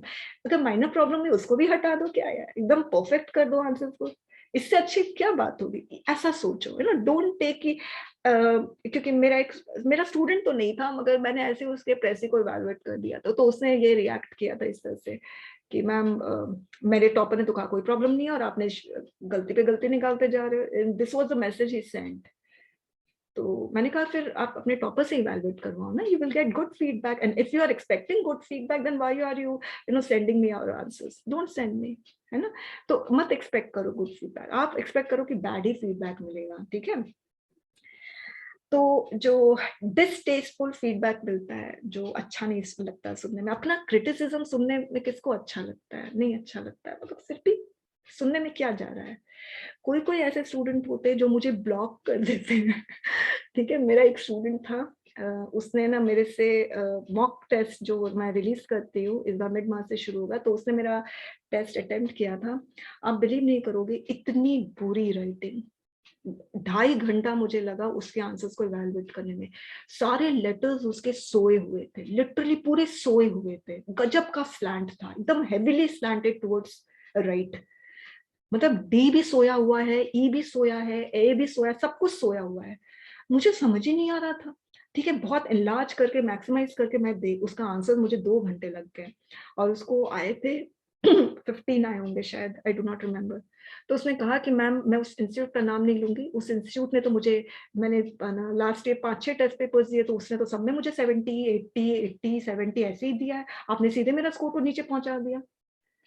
फिर उसने मुझे no actually he blocked me, then I realise that he blocked me, ठीक है, क्योंकि मुझे ऐसा feel हुआ। तो देन आई एसएमएस हिम और फिर उसने मुझसे फोन में बात की। मैंने कहा बात करो, even I feel hurt when I hurt others, my student, तो मुझे भी हर्ट हुआ था। तो फिर मैंने उससे बात की, तो उसने मुझे ऐसा ऐसा बोला, तो फिर मैंने उसको समझाया, हालांकि ही नेवर केम बैक, ठीक है, उसने कभी मेरे से फिर टेस्ट पेपर नहीं दिया। ये भी एक वर्स्ट रिएक्शन है, मैं समझ सकती हूँ स्टूडेंट्स का, क्योंकि वो लोग बहुत मेहनत करते हैं और इतने मेहनत करने के बाद अगर उनको इस तरह का फीडबैक मिले तो बुरा लगता है। मगर आप ये सोचो स्टूडेंट्स, अगर मैंने आपको इसी तरीके से सिर्फ आपके फीलिंग्स को मतलब कि फीलिंग्स आपकी हर्ट ना हो, बस ये अगर सोच के मैं अगर फीडबैक दूं ना, मैं आपके करियर के साथ खेलूंगी। समझ में आया? जो मैं नहीं करना चाहती हूँ, ठीक है? तो do not expect negative feedback, I mean sorry positive feedback मत ही एक्सपेक्ट करो। तो इससे क्या होगा कि आपको हर्ट नहीं होगा, ठीक है ना? और आपको हर्ट होगा तो फिर मुझे भी हर्ट होगा, है ना? अगर आप अपने आंसर्स पोस्ट करना बंद कर दिए जस्ट बिकॉज ऑफ दिस कि ma'am has given me negative feedback, तो even I will feel hurt, ठीक है? और जरूर आपको पर्सनल मैसेज भी मैं दूंगी कि क्यों आप पोस्ट नहीं कर रहे हो। You can just straight away, you can talk to me on phone, ठीक है? मुझसे टाइम ले लो, बात करो। मैं आपको बताती हूँ, जब मैं स्टूडेंट थी, तो जब मैं एमए में थी, दिल्ली यूनिवर्सिटी से मैंने किया, तो वहां पर एक फैकल्टी थे, वो कभी खुश नहीं होते थे जल्दी से। मुझे याद है, मैं हम लोगों का असाइनमेंट होता था, तो मैंने फर्स्ट असाइनमेंट दिया था, ठीक है ना? ही मतलब कि स्ट्रक ऑफ पूरा का पूरा। उसने उन्होंने कहा कि क्या लिखा है? मैंने कहा कि सर मैंने तो अच्छा ही लिखा है। This is the reaction of the student. बोला कि बेकार लिखा है, ठीक है ना? मैंने कहा ठीक है, मैं दोबारा लिखूंगी। मगर मैंने दोबारा नहीं लिखा, मैंने दूसरे असाइनमेंट में काम किया, उसमें तो मुझे 0 आए थे। दूसरे असाइनमेंट मैंने काम किया, बट ही नेवर अप्रिशिएटेड। और मुझे याद है थ्रू आउट हम लोग को 10 असाइनमेंट्स मिलते थे। जो last assignment, and I didn't stop giving him answer, didn't stop, एकदम नहीं मैंने छोड़ा, जबकि हमें उस असाइनमेंट के मार्क्स नहीं मिलते थे, ठीक है? मगर मैं, और ही वाज आल्सो अमेज्ड कि इतना नेगेटिव सुनने के बाद भी this student is constantly giving the answers. Last में जब सेशन एंड होने वाला था ना, फाइनली उन्होंने एक बहुत अच्छा सा इमोजी बनाया एंड और लिखा कि I appreciate your hard work, ठीक है, and this answer is really good. और भी बहुत लंबा था, वो एकदम लेटर की तरह फीडबैक देते हैं, तो मैंने उनसे ही फीडबैक देना सीखा है। इनफैक्ट जैसे लेटर नहीं लिखते हैं वैसे वो फीडबैक लिखते थे, तो मुझे वो बहुत अच्छा लगता था। इससे क्या होता है, एक पर्सनल रिलेशनशिप बनता है स्टूडेंट और टीचर का। फिर जब मैंने एमएड किया, तो एमएड में हमें रिसर्च पेपर बनाना होता था, तो रिसर्च पेपर तो मैं एक टीचर है जो कभी मेरे से खुश नहीं रहे, पूरा एंड तक मुझसे खुश नहीं रहे थे। जब मैं उनको अपना रिसर्च पेपर देती थी ना, तो एक दिन क्या हुआ, उन्होंने सभी के सामने रिसर्च पेपर मेरे, और मैंने स्टेपल नहीं किया था, 5-6 पेजेस के होंगे, मैंने स्टेपल नहीं किया, ही थ्रू ऑन माय फेस पूरा, व्हाट हैव यू रिटन। मैं सच कहूँ तो मुझे बिल्कुल बुरा नहीं लगा, ठीक है, क्योंकि मैंने इतना नेगेटिव फीडबैक सुन लिया था अपने एमए के टाइम, तो एमएड में जब ये सब देखा तो मुझे कोई बुरा नहीं लगा। उन्होंने जब फेंका ना, तो माय फर्स्ट रिएक्शन वाज, अच्छा मेरी मेहनत ऐसे उड़ रही है जमीन पर, चलो उसको कलेक्ट करो। मैंने सारे पेपर्स को इकट्ठा, and he was just blasting at me. मैंने सारे पेपर्स को कलेक्ट किया और मैंने बस एक ही चीज बोला, सॉरी सर, मैं नेक्स्ट टाइम वापस से लिखूंगी। एंड आई गेव हिम, क्योंकि मुझे करना ही था वो रिसर्च मेथोलॉजी, हमारा एक पेपर था वो जो उसमें मुझे रिसर्च करना ही था।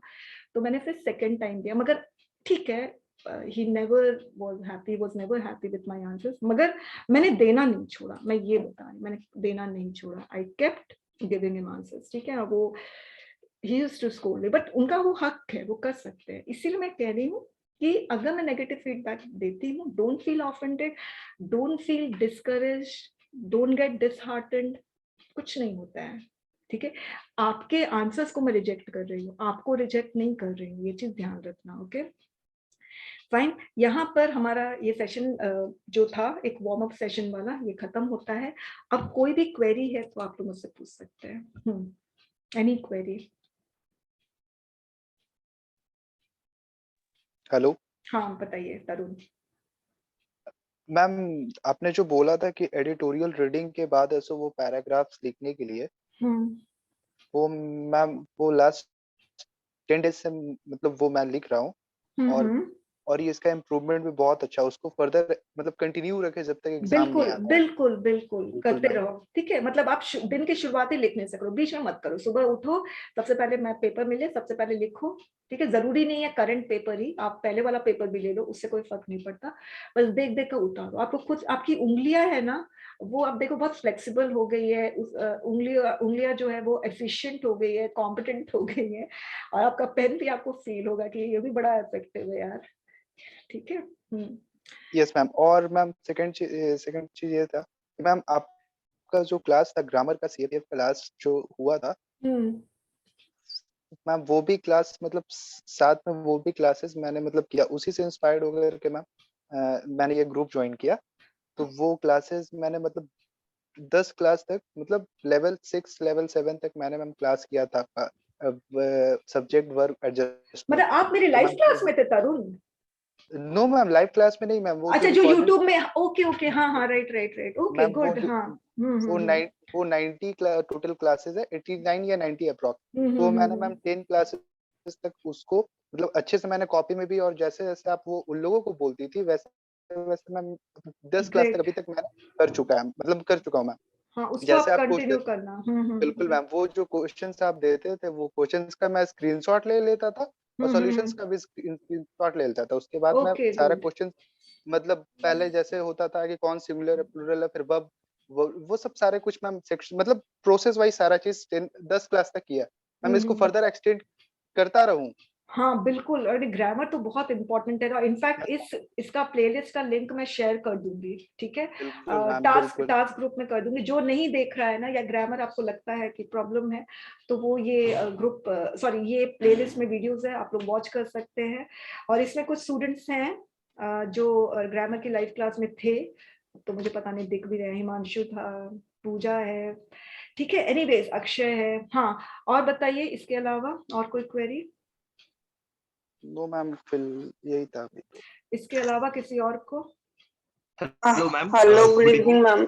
हाँ एक सेकेंड, संस्कृति आपको बोलना है क्या? किसको बोलना है? संस्कृति, यस मैम। संस्कृति बोलिए। या मैम, मुझे पूछना था कि I started reading editorials from the Hindu. Good. Sometimes I feel कि रीडिंग करते हुए कि I am not getting anything from it, और उसे पढ़ते ही I forget everything what I have read. हाँ, so is there anything like how can I approach about it? like they're easy. I got their meaning, but like whenever they end, I feel like I forgot everything. हाँ, ठीक है। अब देखो संस्कृति ये सभी की प्रॉब्लम है, फॉरगेटफुल नेचर हम लोगों का है, ठीक है, और जैसे जैसे आगे की जनरेशन आएगी ना उनका और फॉरगेटफुल नेचर होगा। तो ये अपने आप से एक्सपेक्ट करो कि मैं भूल सकता हूँ या सकती हूँ, ठीक है। आपको क्या करना है, अगर जो आपने एडिटोरियल पढ़ा है, ठीक है, अगर होता क्या है कि हम पढ़ते हैं और फिर उसके बाद हम भूल जाते हैं हमने क्या पढ़ा है, तो एक इसका तरीका है नोट्स बनाना। मगर नोट्स बनाने में क्या होता है ना कि टेक्स लॉट ऑफ टाइम, ठीक है, मगर नोट्स भी आपको ढंग से बनाना है। कहने का मतलब फुट नोट्स बनाना है। फुट नोट्स समझते हो? जैसे सपोज जैसे मैंने एक क्वेश्चन दिया था, ठीक है, सपोज फुटनोट्स कैसे बनाते हैं आप देखना। एडिटोरियल में एक बार म्यूट कर लेना जिसका भी म्यूट नहीं है। एडिटोरियल में क्या होता है कि बहुत सारी ऐसी चीजें होती है जो हमारे काम की नहीं होती है। वहां पे जो एडिटर्स है ना कभी कभी अपने ही इमोशंस में चले जाते हैं, ठीक है, तो कुछ चीजें हैं जो हमारे काम की। तो फुटनोट्स क्या होता है, आपने हेडलाइन लिखा, ठीक है, वो हेडलाइन जरूर से लिख देना जो एडिटोरियल का है, फाइन, वो हेडलाइन लिख देना। और फिर उससे रिलेटेड जो उस एडिटर का ओपिनियन है, देखो ओपिनियन है ना, एडिटोरियल कॉलम क्या होता है, ओपिनियन ही होता है, फाइन। तो जैसे आप एस्से लिख रहे हो, आर्गुमेंट लिख रहे हो, रिपोर्ट में आप ओपिनियन नहीं लिख सकते, तो एस्से आर्गुमेंट में आप लोग को अपना ओपिनियन लिखना होता है, फाइन। हमें ना अपना ओपिनियन है ना उतना बिल्डअप नहीं कर पाते हैं, क्योंकि हम लोग हम लोगों का जो एरिया है ना उतना वाइडन नहीं है, या एरिया ऑफ अंडरस्टैंडिंग है ना उतना वाइडन नहीं है ना, तो हम अपना ओपिनियन फॉर्म नहीं कर पाते। तो हम क्या करते हैं, हम एडिटोरियल के ओपिनियन पे डिपेंड हो जाते हैं। और अगर आपको लगता है इस एडिटर का ओपिनियन जो है वो मेरे ओपिनियन से थोड़ा मैच करता है, या मैं सहमत हूँ उसके ओपिनियन से, ठीक है, तो वो ओपिनियन आप यहाँ पे लिख दो, फाइन, फुटनोट्स एकदम छोटे में। और फिर यहाँ पर उस ओपिनियन को सपोर्ट करने के लिए अगर कोई डेटा है तो वो लिख सकते हो, फाइन। आज का जो, हाँ एक सेकेंड मैं इसको कंप्लीट कर लूं। आज का जो एडिटोरियल था उसमें ना इंडिया की जो फॉरेन पॉलिसी थी ना throughout with respect to Pakistan, वो बताया गया है। और इनफैक्ट इस बार आज के नहीं, नॉट इंडिया की फॉरेन पॉलिसी, पाकिस्तान की फॉरेन पॉलिसी के बारे में आज का एडिटोरियल था। आज का था या 3 दिन पहले, आई डू नॉट रिमेंबर। तो उसमें पाकिस्तान की फॉरेन पॉलिसी में होल एंड सोल बात पता है क्या थी, कि पाकिस्तान की फॉरेन पॉलिसी चाहे कुछ भी हो, अगर वो इंडिया से कोऑपरेशन नहीं करेगा तो उसकी इकोनॉमी डेवलप नहीं होगी और ह्यूमन सिक्योरिटी भी नहीं होगी। उस एडिटर का ये फाइनल ओपिनियन था, ठीक है। तो मैं क्या करती हूँ, मैं खुद भी जब एडिटोरियल पढ़ती हूँ, मुझे रोज ही पढ़ना होता है, मैं ना शुरुआत से शुरू नहीं करती हूँ, मैं एकदम लास्ट वाला जो पैराग्राफ होता है ना, लास्ट वाला पैराग्राफ उसको सबसे पहले पढ़ती हूँ। तो उससे ना मुझे कंक्लूजन पता चल जाता है कि इस एडिटर का ओपिनियन क्या है। तो लास्ट पैराग्राफ में पढ़ लेते मुझे पता चलता है इस एडिटर का ओपिनियन क्या है, वो ओपिनियन मैंने फाइनली लिख दिया। तो मुझे भी लगता है कि हाँ, पाकिस्तान कितना भी अपना फॉरेन पॉलिसी को फ्रेम कर ले, कुछ भी कर ले, चाइना की तरफ चला जाए, ठीक है, या रशिया की तरफ चला जाए, मगर उसमें ना कोई ह्यूमन सिक्योरिटी नहीं रहेगी। और कुछ मुझे मतलब मुझे उस एडिटर से मैं सहमत हूँ, तो मैंने वो लिख दिया। उसके बेसिस पे मैंने जो डेटा था ना वो मैंने लिख दिया, खत्म, और वो आपके पास रह गया। इस तरह से करना चाहिए। दूसरा काम आप लोग ये कर सकते हो कि मैंने आपको पहले भी बोला है, जो भी आपका फेवरेट एडिटोरियल एनालिसिस वाला चैनल है जो करता है, वो आप उस पर स्टिक रहो और फटाफट देख लो, बहुत टाइम मत लगाओ, मगर जो फोकस करे इशू पे, नॉट ऑन वोकैबुलरी या वर्ड्स, राइट। संस्कृति आंसर कर दिया मैंने? Yes ma'am, yes ma'am, thank you ma'am. Ma'am एक क्वेरी है मैम, बोलिए। हम आने वाली क्लासेस में प्रीवियस ईयर क्वेश्चंस को देखेंगे क्या, आप उनका इवैल्यूएशन कराओगे? प्रीवियस ईयर में सिर्फ रीडिंग कॉम्प्रिहेंशन और प्रेस ही होगा, ऐसे ये सब कुछ नहीं होगा, रिपोर्ट ना, बिल्कुल नहीं। क्यों इसलिए नहीं होगा, क्योंकि इसकी जरूरत ही नहीं है। आपको क्या लगता है रिपीट होते हैं क्वेश्चंस? बिल्कुल नहीं होते हैं रिपीट। हाँ, ब्रॉडर इश्यूज रिपीट हो गए, विमेन पे आ गया, इंडिया चाइना पे आ गया, चाइना इंडिया चाइना पे 2 बार आया था, दोनों लगातार आया था, ठीक है। इंटरनेशनल रिलेशन ये सब है, ये सब ब्रॉडर इशू, उस पे क्वेश्चन आएंगे, मगर क्वेश्चंस रिपीट कभी नहीं होते हैं। You will never find question being repeated, कभी नहीं, सवाल ही नहीं होता है। हाँ, प्रीवियस ईयर का प्रेस ईयर रीडिंग कॉम्प्रिहेंशन होगा, ठीक है। इसके अलावा और कोई क्वेरी? पूजा आपको था? पूजा, अभिषेक, ठीक है, अभिषेक आप बताइए। Good evening ma'am. Good evening, बोलिए। मैम मेरा ये कंसर्न था हाँ। कि जब हम कंटेंट क्रिएट करते हैं, जब बनाते हैं, कोई भी एक टॉपिक मिलता है हमें, हम्म तो उसमें पहला दिक्कत ये आता है, कई बार तो न्यूज इन ट्रांजिशन होता है, हमें एक्सपेक्ट रहता है कि भाई नेक्स्ट डे में भी एडिटोरियल्स इस पे आएंगे, तो हम एक चलो एक कॉलम बना देते हैं।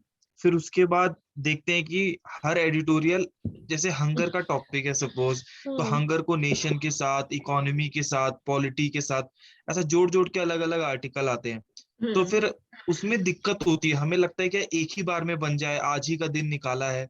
दूसरी बात ये दिक्कत आती है कि हम बहुत टाइम, मैं मुझे नहीं पता कि एक एवरेज टाइम हमें कितना देना चाहिए कंटेंट बनाते वक्त, क्योंकि हमें बहुत कुछ पढ़ना होता है। सो कई बार जैसे हंगर के ऊपर मैं लिखने गया तो मुझे 2 दिन लग गए, मतलब कि 4-4 5-5 घंटे दे करके 2 दिन लग गए, और कंटेंट बनाता ही जा रहा हूँ, बनाता ही जा रहा हूँ। कई बार तो अच्छी लाइन ढूंढने के चक्कर में, ये लाइन ज्यादा ही अच्छी लग रही है तो इसको लिख लो, वो ज्यादा अच्छा लग रहा है तो उसको लिख लो, या तो एक ही डेटा अलग अलग तरीके से। कई बार लगता है कि ग्लोबल हंगरिंग इंडेक्स को कोट करना ज्यादा सही है, कई बार लगता है कि नहीं, जो अपना NFHS का 5 का रिपोर्ट आया है, वो ज्यादा अच्छा है कोट करना। तो एक एवरेज कितना टाइम हमें देना चाहिए कंटेंट क्रिएशन के टाइम पे, ये क्वेश्चन है मैम। देखो, आपने एक जो बात बोली है कि अ, दो ब्रॉडर इश्यूज को ये लोग कनेक्ट करते हैं, ठीक है, ये बहुत इंपॉर्टेंट चीज है। और ये बहुत अच्छा, ये यूपीएससी क्या करता है ना, ये आप लोगों को, जैसे मैं एक बार अपने यूट्यूब वीडियोस में भी मैंने कहा था कि कभी भी है ना सिंपल क्वेश्चन नहीं आता है, जैसे एक ही इशू पे क्वेश्चन नहीं आएगा, ठीक है। जैसे लास्ट ईयर आया था, अगर ब्रॉडर इशू, मतलब कि दो ब्रॉडर इशू को कनेक्ट करके मैं बता रही हूँ, जैसे चाइना की फॉरेन पॉलिसी जो थी, ठीक है, मगर वो फॉरेन पॉलिसी को किससे कनेक्ट किया था, neighbouring policy, got it, economic policy को जो नेबरिंग कंट्रीज में चाइना की इकोनॉमिक पॉलिसी है उससे कनेक्ट किया गया। यानी एक ब्रॉडर इशू है चाइना की इकोनॉमिक पॉलिसी, दूसरा ब्रॉडर इशू है नेबरिंग कंट्रीज, गॉट इट, दो को कनेक्ट किया गया है। वैसे ही दूसरा था अर्बनाइजेशन और हेल्थ को कनेक्ट किया गया था, अगर लास्ट ईयर का क्वेश्चन पेपर याद है तो अर्बनाइजेशन और हेल्थ को कनेक्ट किया। तो आप देखोगे ना कि ये लोग है ना कनेक्ट करते हैं दो ब्रॉडर इशू को, जैसे मैं आपको बता रही हूँ। और ये यूपीएससी का पैटर्न है, इस तरह से मैं एक शेयर करती हूँ आप लोगों के साथ, जो मेरी राइटिंग सेक्शन की बुक आ रही है, ठीक है। तो उस बुक में मैंने क्या किया है कि उसमें एस्से का जो चैप्टर, उसमें 215 एस्से हैं, उसमें मैं सारा तो नहीं दिखा सकती हूँ, इसमें मुझे ना ये दिखाना है, ठीक है। जैसे विमेन है, तो लास्ट टू लास्ट एक क्वेश्चन आया था कि विमेन का women crime, sorry, crime against women को कनेक्ट किया गया था मेल डोमिनेशन से, राइट। तो हमेशा आप देखोगे ना दो ब्रॉडर इश्यूज को कनेक्ट करके ऐसे क्वेश्चंस आते हैं ज्यादातर, ठीक है। तो अब देखिए, जेंडर इक्वालिटी एक इशू, मगर आर्म फोर्सेस से कनेक्ट करके आपको बताना है। विमेन एक अलग इशू, पॉलिटिक्स से कनेक्ट करना है। एग्रीकल्चर अपना एक इशू है, उसको फेमिनाइजेशन से कनेक्ट करना है, यानी role of women in Indian agriculture या contribution of women to Indian agriculture, इस तरह से, ठीक है। अब जैसे आपने हंगर का बोला, हंगर को आपको दो बहुत तरीके से कनेक्ट कर सकते हो। हंगर को आप जेंडर गैप से कनेक्ट कर सकते हो, ठीक है। हंगर को आप डिस्प्लेसमेंट से, ह्यूमन डिस्प्लेसमेंट से हंगर को कनेक्ट कर सकते हो, ठीक है। Human displacement is one of the causes of hunger या स्टार्वेशन। तो हंगर को भी हम बहुत तरीके से कनेक्ट कर सकते हैं। वैसे जेंडर इक्वालिटी को पॉवर्टी रिडक्शन से कनेक्ट किया है, जेंडर को जुडिशरी से कनेक्ट किया है, जेंडर को पॉपुलेशन स्टेबलाइजेशन से कनेक्ट किया है, ठीक है। ये थोड़ा सा ये नेशन का empowerment with the help of women, ठीक है। विमेन एम्पावरमेंट, विमेन सेफ्टी को कनेक्शन। अब जो आप बोल रहे हो कि आपको बहुत, पहला तो ये है कनेक्शन, आप देखो, तो जब भी हम ऐसे क्वेश्चन जब पढ़ेंगे तब हम इस पर हम बात करेंगे बहुत डिटेल में। फिलहाल मैं ये बता रही हूँ कि ऐसे क्वेश्चन जो है ना उसको समझना बहुत जरूरी है कि कौन सा दो ब्रॉडर इशू कनेक्ट करके ऐसे क्वेश्चन पूछा जा रहा है, और आपका कंटेंट भी it should be oriented towards justifying that connection between two broader categories. अब दूसरा क्वेश्चन जो अभिषेक ने पूछा है कि वो बहुत टाइम लगता है, मानती हूँ मैं। जब मेरे कंटेंट टीम भी ऐसे तैयार करते हैं तो कभी 3 दिन देते हैं, 3 दिन बाद देते हैं, ठीक है। और जब मेरे पास कंटेंट टीम नहीं था, मैंने पूरा का पूरा खुद से तैयार किया था 60 एस्से, तो उसमें I used to take lot of time, क्योंकि एक प्रॉपर, अभिषेक जैसे आप एक बहुत अच्छा कंटेंट देना चाह रहे हो ना, तो आपको टाइम लगेगा, नो डाउट अबाउट इट, और इसका आपको आउटपुट भी मिलेगा, और आप जो कर रहे हो वो सही कर रहे हो, आपको करना चाहिए इस तरह से। ये आप ही को नहीं, सबको, मुझे खुद टाइम लगता था। मैं जब मैम इसके लिए मैम अगर विजन वगैरह इनसे अगर जो टॉपिक मैं आपको बता रही हूँ, सुनिए, देखिए, आप चाहे कुछ भी ले लीजिए, विजन ले लीजिए, और मैं आपको बताऊंगी मैं क्या क्या वेबसाइट्स विजिट करती हूँ कंटेंट के लिए, वो भी मैं बताऊंगी, अभी नहीं फिलहाल। मगर आप कुछ भी ले लीजिए, आप ध्यान रखिएगा कि आपका कंटेंट जो है ना, वो ऐसे क्वेश्चन के डिमांड को फुलफिल करना चाहिए। अब जैसे अभिषेक ने बोला हंगर, तो हंगर पे you just prepare the footnotes, hunger से रिलेटेड क्या क्या डेटा है, ठीक है। पॉवर्टी है, उससे रिलेटेड क्या क्या डेटा है, पॉपुलेशन स्टेबलाइजेशन एक बहुत बड़ा मुद्दा अभी बन के आ रहा है, इससे रिलेटेड क्या क्या डेटा है। और मेरा जो आंसर देने का ना मेन मकसद यही है कि आप लोग अपने आंसर्स को मेजर कर सकते हो with respect to the answer that I have given you. और आप बिलीव नहीं करोगे, कभी कभी ऐसा होता है कि स्टूडेंट्स के आंसर बहुत बेहतर होते हैं मेरे आंसर से, ऐसा भी होता है, मगर इट टेक्स टाइम। सही बोल रही हूँ, अगर अभिषेक आपको 2 दिन लग रहे हैं तो ये कोई बहुत बड़ी बात नहीं है, लग सकते हैं। मैम मैं बोल सकता हूँ? हाँ बोलिए। मैम एक बार मैंने आपने एक मे भी शायद आपको ये चीज याद हो ना याद हो, हाँ, आपने एक बार किसी बच्चे का आंसर इवेल्युएट किया था, उसको यूट्यूब पे डाला था। द हाँ, question was something related to subsidy is better than health, ऐसा कुछ था। हाँ, या हाँ, फिर हाँ, करेक्ट, आई रिमेम्बर। है ना, कि हेल्थ पे पैसा इन्वेस्ट करना ज्यादा बेटर है सब्सिडी देने के उससे। करेक्ट। तो 2-3 आपने आंसर इवेल्युएट किया था, तो उसमें मैंने एक चीज देखा था, आपने कहा कि इन्होंने बहुत कुछ सब्सिडी से रिलेटेड लिख दिया, किसी ने सब्सिडी के बारे में ज्यादा लिख दिया, किसी ने हेल्थ के बारे में ज्यादा लिख दिया, हाँ, बट जो क्वेश्चन के लिए जो अप्रोप्रिएट लाइन चाहिए वो हाँ, कमी, और नंबर उसी चीज के लिए मिलते हैं, रिलेवेंट चीजों के लिए। तो मैं वो देख के ना मन में कहीं ना कहीं डर बैठ गया। तो जैसे जब मैं हंगर के बारे में लिखने जाता हूँ तो मैं सोचता हूँ कि भाई इसको जितना ज्यादा डाइवर्सिफाई कर लो, ताकि अगर क्वेश्चन इधर से पूछेगा तो उधर एग्जैक्ट आंसर दे पाऊंगा मैं। हाँ, तो मैम करेक्ट। ये जो डाइवर्सिफाई करते जाता हूँ ना, तो वो और डेप्थ में जाता है, और नहीं डेप्थ में। आप, तो हाँ, मैं रोक नहीं पाता कि मुझे किस लेवल पे रोकना है खुद को।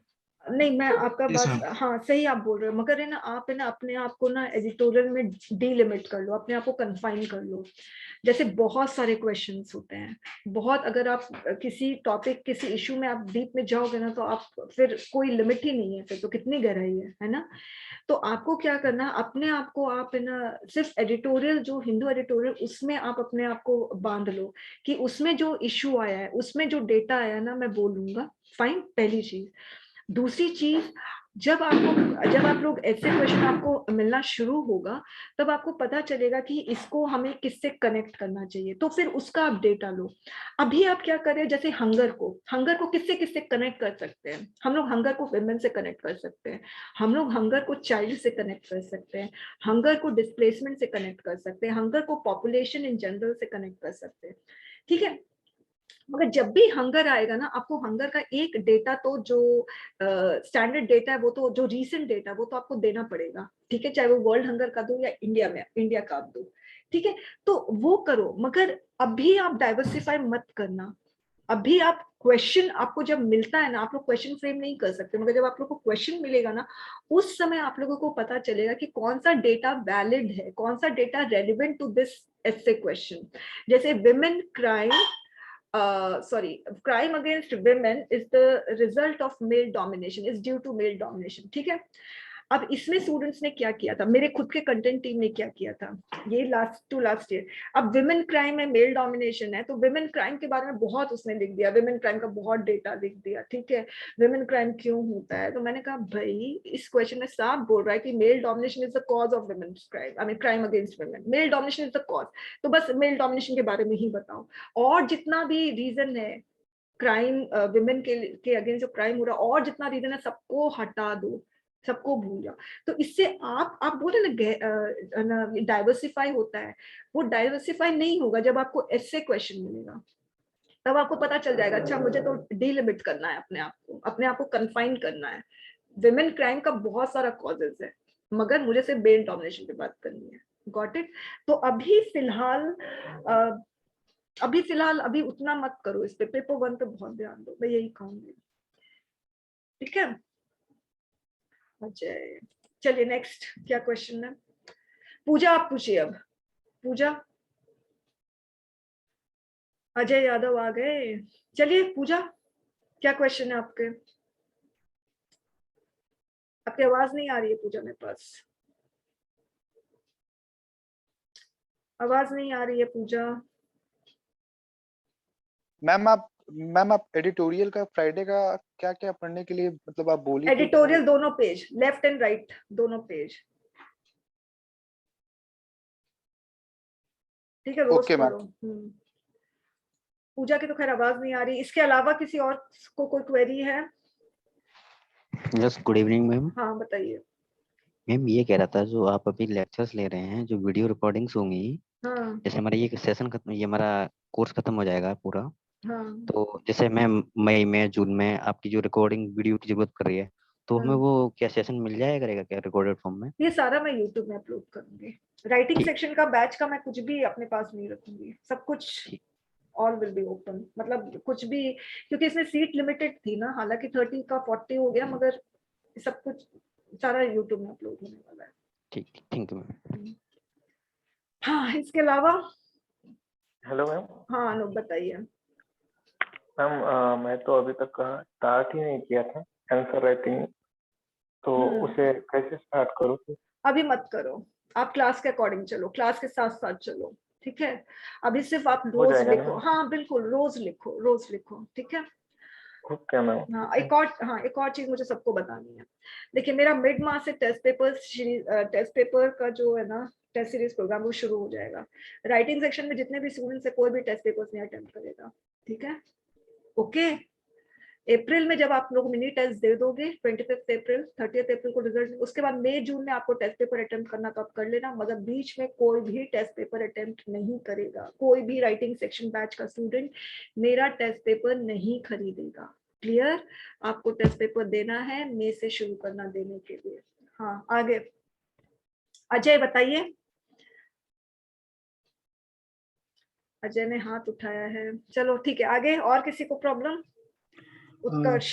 Good evening ma'am. Good evening, बोलिए। मैम एक्चुअली क्लासेस के टाइमिंग से रिलेटेड थोड़ा इश्यू था। क्या बताइए? मैम 7:30 या 7:15 पे हो सकता है टाइमिंग थोड़ा? देखो हो जाएगा, वैसे कुछ नहीं है। 7 o'clock भी हो सकता है, 7:15 से हो सकता है। किसी को कोई प्रॉब्लम नहीं होनी चाहिए, चाहे 7:30 रखूं 7:15 रखूं, है ना। वैसे अभी ठीक है, क्लासेस वैसे बहुत कम होगी, सारा काम हमारा टेलीग्राम में ही है। ठीक है, मगर होगी तो मैं 7:15 रख लूंगी। अच्छा धीरज, आपको कुछ प्रॉब्लम? उसका म्यूट कर लेना। धीरज कोई problem? Yes ma'am. Ma'am actually I was asking that कि आप जब क्वेश्चंस दे देंगी 24 आवर्स देंगे उसको लिखने के लिए, then you will evaluate on at 3 PM right? हाँ फ्रॉम 3 PM, हाँ, 3 PM से तो स्टार्ट करूंगी। उसके बाद जो नेक्स्ट क्लास होगी तो उसमें उस क्वेश्चन से रिलेटेड आप क्या, यानी वो क्लास काय की होगी फिर ऐसा? नहीं देखो इवैल्यूएशन एक बार देखो, रीडिंग कॉम्पिटिशन का वीडियो स्टार्ट हो गया ना, वीडियो क्लास एक बार हो गया ना, मैंने कर लिया, सारा बता दिया आपको। उसके बाद फिर लगातार आपका हर दिन आपको टास्क मिलेगा, और वो जो जिस दिन आपको टास्क मिलेगा उसके नेक्स्ट डे आपको आंसर्स देना है।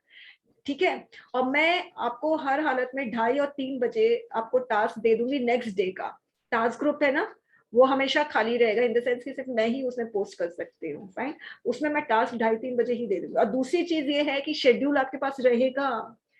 शेड्यूल जो है ना, टेलीग्राम टास्क ग्रुप में आप जाना, ये जो शेड्यूल मैंने दिखाया है वो शेड्यूल टेलीग्राम टास्क ग्रुप के फाइल्स में देखोगे, आपको मिल जाएगा। अगर सपोज मैं टास्क नहीं दे रही, वैसे तो मैं रोज दूंगी, मगर तब भी आपको शेड्यूल पता होगा। Got it? ओके। ठीक है, नेक्स्ट। Hello ma'am. हाँ बताइए।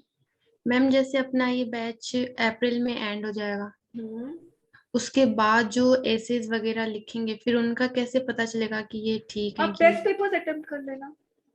फिर मैम वो अलग से लेने पड़ेंगे? हाँ वो अलग से लेने पड़ेंगे, मगर टोटल 10 टेस्ट पेपर्स है, उसमें भी आप लोगों को ना 2-3 टेस्ट पेपर्स, जितने भी राइटिंग सेक्शन बैच के स्टूडेंट्स है ना, या ऐसे भी जितने भी मेरे स्टूडेंट्स टेस्ट पेपर्स लेना चाहते हैं, टोटल 10 टेस्ट पेपर्स है, मगर किसी को भी 10 के 10 टेस्ट पेपर्स नहीं लेने चाहिए, हमेशा 5 टेस्ट पेपर्स अटेम्प्ट करना चाहिए। हर मंथ 2 टेस्ट पेपर रिलीज होगा, आप हर मंथ 1 टेस्ट पेपर दोगे, ठीक है, सभी स्टूडेंट्स के लिए। हर मंथ जब मैं टेस्ट पेपर रिलीज करूंगी तब मैं बताऊंगी, मार्च, मिड मार्च, 31 मार्च, 15 अप्रैल, 31 अप्रैल या 30 अप्रैल, मई 15 में, ऐसे करके। मगर आप 15 जैसे आप लोग नहीं, जैसे कोई भी स्टूडेंट 15 मार्च वाला टेस्ट पेपर अटेम्प्ट करता है, ठीक है, उसको 1 वीक लग जाएगा, मुझे 1 वीक लग जाएगा इवैल्यूएशन करने में, ठीक है। उसके बाद मैं जब इवैल्यूएशन करूंगी, फीडबैक दूंगी, उसको अपना पता चलेगा मिस्टेक, उसके बाद वो नेक्स्ट टेस्ट पेपर अटेम्प्ट करेगा अप्रैल 15 वाला, और जो गलतियां उसने फर्स्ट टेस्ट पेपर में की थी वो गलतियां वो नहीं करेगा नेक्स्ट टेस्ट पेपर में, ठीक है। इस तरह से ये एक तरीका होता है, ऐसे जबरदस्ती एक बार में टेस्ट पेपर्स पूरा का पूरा खरीद लो और फिर वो सब नहीं, एकदम सिस्टमैटिक वे में टेस्ट पेपर्स अटेम्प्ट करना चाहिए, है ना, मंथ में एक ही बार। ये बहुत टैक्सिंग होता है भाई पेपर 2 का आंसर लिखना। और आप लोग हैं, आप लोग को रिजल्ट मिल जाएगा आपका मिनी टेस्ट का अप्रैल एंड को, फिर मई 15 को 15 दिन थोड़ा रेस्ट करना, मई 15 को आप लोग टेस्ट देना अपना, एक टेस्ट पेपर आप लोग ले लेना, ठीक है, फिर जून में एक टेस्ट पेपर ले लेना, 1 जुलाई में। 3 टेस्ट पेपर्स काफी है, बहुत है, बहुत है 3 टेस्ट पेपर्स आप लोगों के लिए, जिन्होंने भी राइटिंग सेक्शन बैच में अच्छे से आंसर पोस्ट किए हैं, ठीक है। हाँ, इसके अलावा थैंक यू मैम। और किसी और मैम कई बार ऐसा होता है कि अभी 10th ऑफ जनवरी को मेरा एक ट्रेवल वो है, हाँ मैं JNK में, वो भी मुझे वापस दिल्ली जब आना होगा, तो उस टाइम अगर कई बार कई ऐसा सिचुएशन आ जाता है कि हम लोग नहीं आंसर दे पाए, तो उस केस में कुछ देख, वीडियो क्लासेस तो रिकॉर्डेड मिल जाएगी, यूट्यूब में अपलोड कर दूंगे, वहीं से लेते रहना, ठीक है ना। राइटिंग सेक्शन बैच का अलग से प्लेलिस्ट क्रिएट होगा, उसमें सारे वीडियोस जाते रहेंगे, 10-12 वीडियोस, 15 वीडियोस होंगे, उससे ज्यादा नहीं होंगे। और रही बात आंसर लिखने की, तो you are getting 24 hours time, है ना, कोशिश करो कि उसमें दे दो। अगर बाई चांस ऐसा होता है कि कुछ प्रॉब्लम आती है, आप लोग नहीं दे पा रहे हो उस स्टिपुलेटेड टाइम पीरियड में, तो यू जस्ट टेक्स्ट मी, बोलो मैम मैं 1 घंटे बाद दे सकता हूँ, राइट। या तो आप डिस्कशन वाले जो फीडबैक वाला ग्रुप है उसी में आप दे दो, पर्सनल टेस्ट मत करो, फीडबैक ग्रुप में दे दो कि मैम कोशिश करो कि दे दो टाइम पे, नहीं हो पा रहा है तो क्या बोलूं, कोशिश यही करो, ठीक है। इसके अलावा और किसी को कोई प्रॉब्लम? जयंत, आप बड़े शांत बैठे हो। जयंत ग्रामर सेक्शन बैच का मेरा स्टूडेंट है। Jayant, all okay? Hello, good evening ma'am. Kishan. हाँ किशन बताइए। मैम मेरे को बस लास्ट ही पूछना था, आपको कितने बजे से कितने तक टच नहीं करना है?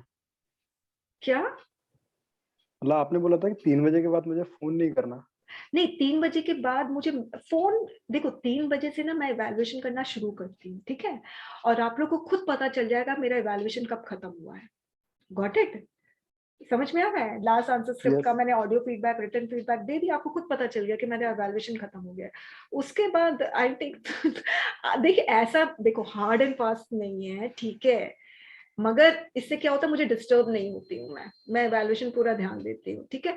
और उसके बाद आप लोग मुझे कभी भी कॉल कर लो, मैसेज कर दो कि मैम मुझे आपसे बात करनी है। और स्टूडेंट्स को होता है डाउट, ठीक है, मैं ऑडियो फीडबैक दे देती हूँ, रिटन फीडबैक देती हूँ, फिर भी उनको कुछ ना कुछ डाउट होता है, तो क्लैरिफिकेशन के लिए, कुछ भी रिजॉल्व करने के लिए you can always message me, call मी, मगर बस ये इवैल्यूएशन के दौरान मत करना, ठीक है। इसके अलावा कोई और? Good evening ma'am. Good evening, बताइए। मैम मैंने आपके ग्रामर वीडियोस 7-8 देखे हैं और मैं हर रोज मतलब कभी 1 कभी 2 ऐसे देखता हूँ। तो मैम वो आपने कहा था कि फरवरी में वो मतलब आप हटा दोगे आप यूट्यूब से, तो नहीं हटाऊंगी, नहीं हटाऊंगी नहीं हटाऊंगी, मगर जो मेरे ग्रामर सेक्शन, जो ग्रामर बैच के जो स्टूडेंट्स हैं ना, उनके लिए अभी वीडियो सारा ओपन है, ठीक है, उनके लिए मुझे हटाना है, तो उनके लिए मैं हटा दूंगी। मगर जो फर्स्ट 12 चैप्टर्स है ना, वो मैं रखूंगी अप्रैल एंड तक, ठीक है, मैंने यूट्यूब में कुछ नहीं बोला है, मगर मैं अप्रैल एंड तक रखूंगी क्योंकि मई में मेरा ग्रामर सेक्शन का बैच शुरू हो रहा है, तो ऑब्वियसली अगर मैं आगे तक रखूंगी तो कोई एडमिशन ही नहीं लेगा, राइट? तो इसीलिए मैं अप्रैल एंड में सारा वीडियोस क्लोज हो जाएगा, तो डू नॉट वरी, मैं नहीं हटा रही हूँ। Okay ma'am, thank you. Okay, और यस मैम, एक क्वेरी। आयुष बताइए। मैम जो अभी हमारी क्लासेस प्लस जितनी भी चलेंगी, जो भी हमें टास्क मिले जाएंगे, उसमें मैम एक मिनिमम कितना टाइम देना है, कोई भी अगर प्रेस राइटिंग हो या एस राइटिंग हो? Good question. देखो, अभी आपको जितना टाइम देना ना दीजिए, ठीक है? टाइम है ना, मिनिमाइज जो होगा ना वो धीरे धीरे होता है, ऑल ऑन अ सडन नहीं, ठीक है? जैसे अगर आपको मैं प्रेसी का बताती हूँ क्योंकि मैं बाकी का नहीं बता पाऊंगी। प्रेसी का जैसे शुरुआत में मेरे स्टूडेंट कहते थे कि मैम मुझे ना 2 घंटा लगता है प्रेसी लिखने में, इसीलिए मैं कहती हूँ जब एग्जाम देते हो ना आप लोग एग्जामिनेशन हॉल में, प्रेसी हमेशा लास्ट में अटेंड करना। तो प्रेसी 2 घंटा लगते थे उसको, फिर धीरे धीरे उसका टाइम रिड्यूस होके 30 मिनट्स हो गया, ठीक है? तो अभी ना आप लोग है ना टाइम, कितना टाइम दे रहे हो ना उस पर मत ध्यान देना, कितना क्वालिटी दे रहे हो ना उस पे ध्यान देना। Got it? टाइम पे कोई ध्यान नहीं देगा। जैसे मैं जब ग्रामर का बैच में भी ना स्टूडेंट मुझे कहते हैं कि मैम कि ना मैम इस तरह से जो स्टेप फॉलो करेंगे तो it will take lot of time. तो यार टाइम लग रहा है, तो मैं उनको एक ही एग्जांपल देती थी, मैं आप लोगों को स्क्रीन में दिखा रही हूँ। जब आप लोग पढ़ना शुरू किए थे 3 साल की उम्र से, व्हाट हैज हैपेंड? हाँ, 3 साल की उम्र से तो क्या तुरंत ए लिखना सीख गए थे? बिल्कुल भी नहीं। पहले आप लोग स्ट्रेट लाइन बनाना सीखे, और आप बिलीव नहीं करोगे, आप लोगों के पूरे नोटबुक में सिर्फ स्ट्रेट लाइन ही रहता था। फिर स्लैंटिंग लाइन बनाना सीखे, लेफ्ट टुवर्ड्स लेफ्ट स्लैंट, फिर राइट तरफ स्लैंट बनाना सीखे, और अभी भी ए नहीं लिखना जानते हो, स्लीपिंग लाइन बनाना सीखे। उसके बाद मैम आप लोगों को ऐसे ऐसे डॉट देती थी, है ना, और फिर बोलती थी अब इसके ऊपर लिखो, और फिर you know you used to इसी पे आप लोग पेन चलाते रहते थे, रिमेम्बर, ऐसे ऐसे करके, ठीक है? और अभी भी एप्पल तो नहीं लिखना सीखे ना, फिर कहीं जाके अपने से आप लोग ए लिखना सीखे हो। Got it? तो बेबी स्टेप लेना है। तो उस समय हमें ना ये नहीं देखना है कि कितना टाइम लगाएगा, बच्चा इम्पेशेंट हो गया, नहीं मुझे तो अब बस डे 1 से ही मुझे ना ए लिखना है, ऐसा नहीं होता है ना? तो यू टेक जितना टाइम लेना चाहते हो लो। पेपर 1 पे कॉम्प्रोमाइज नहीं करना है स्टूडेंट्स, हमेशा ध्यान रखना पेपर 2 भरोसे लायक नहीं है, पेपर 1 है, ठीक है? आप अपना टाइम फिक्स कर लो, मैम 24 आवर्स दे रही है, तो आप है ना, जैसे स्मॉल पैसेज है उसको आप 15 मिनट में खत्म कर दोगे, ठीक है? 15, कोई 5 मिनट में खत्म कर देगा, ठीक है? फिर जब प्रीवियस ईयर पैसेज आएगा तो यू विल टेक टाइम, और हाँ you can keep the track of time. Track of time का मतलब, अच्छा ये वाला पैसेज करने में मुझे आधा घंटा लगा, ये वाला पैसेज करने में मुझे 20 मिनट लगा, ठीक है? तो वो ट्रैक भी रखोगे ना टाइम का, तो वो भी अच्छा है। मगर अभी ये मत सोचो कि मुझे कम से कम टाइम, नो, जितना टाइम देना है दो, मगर क्वालिटी होनी चाहिए, ठीक है? अभी बहुत ऐसे में तो आप लोग परेशान हो जाओगे, ठीक है?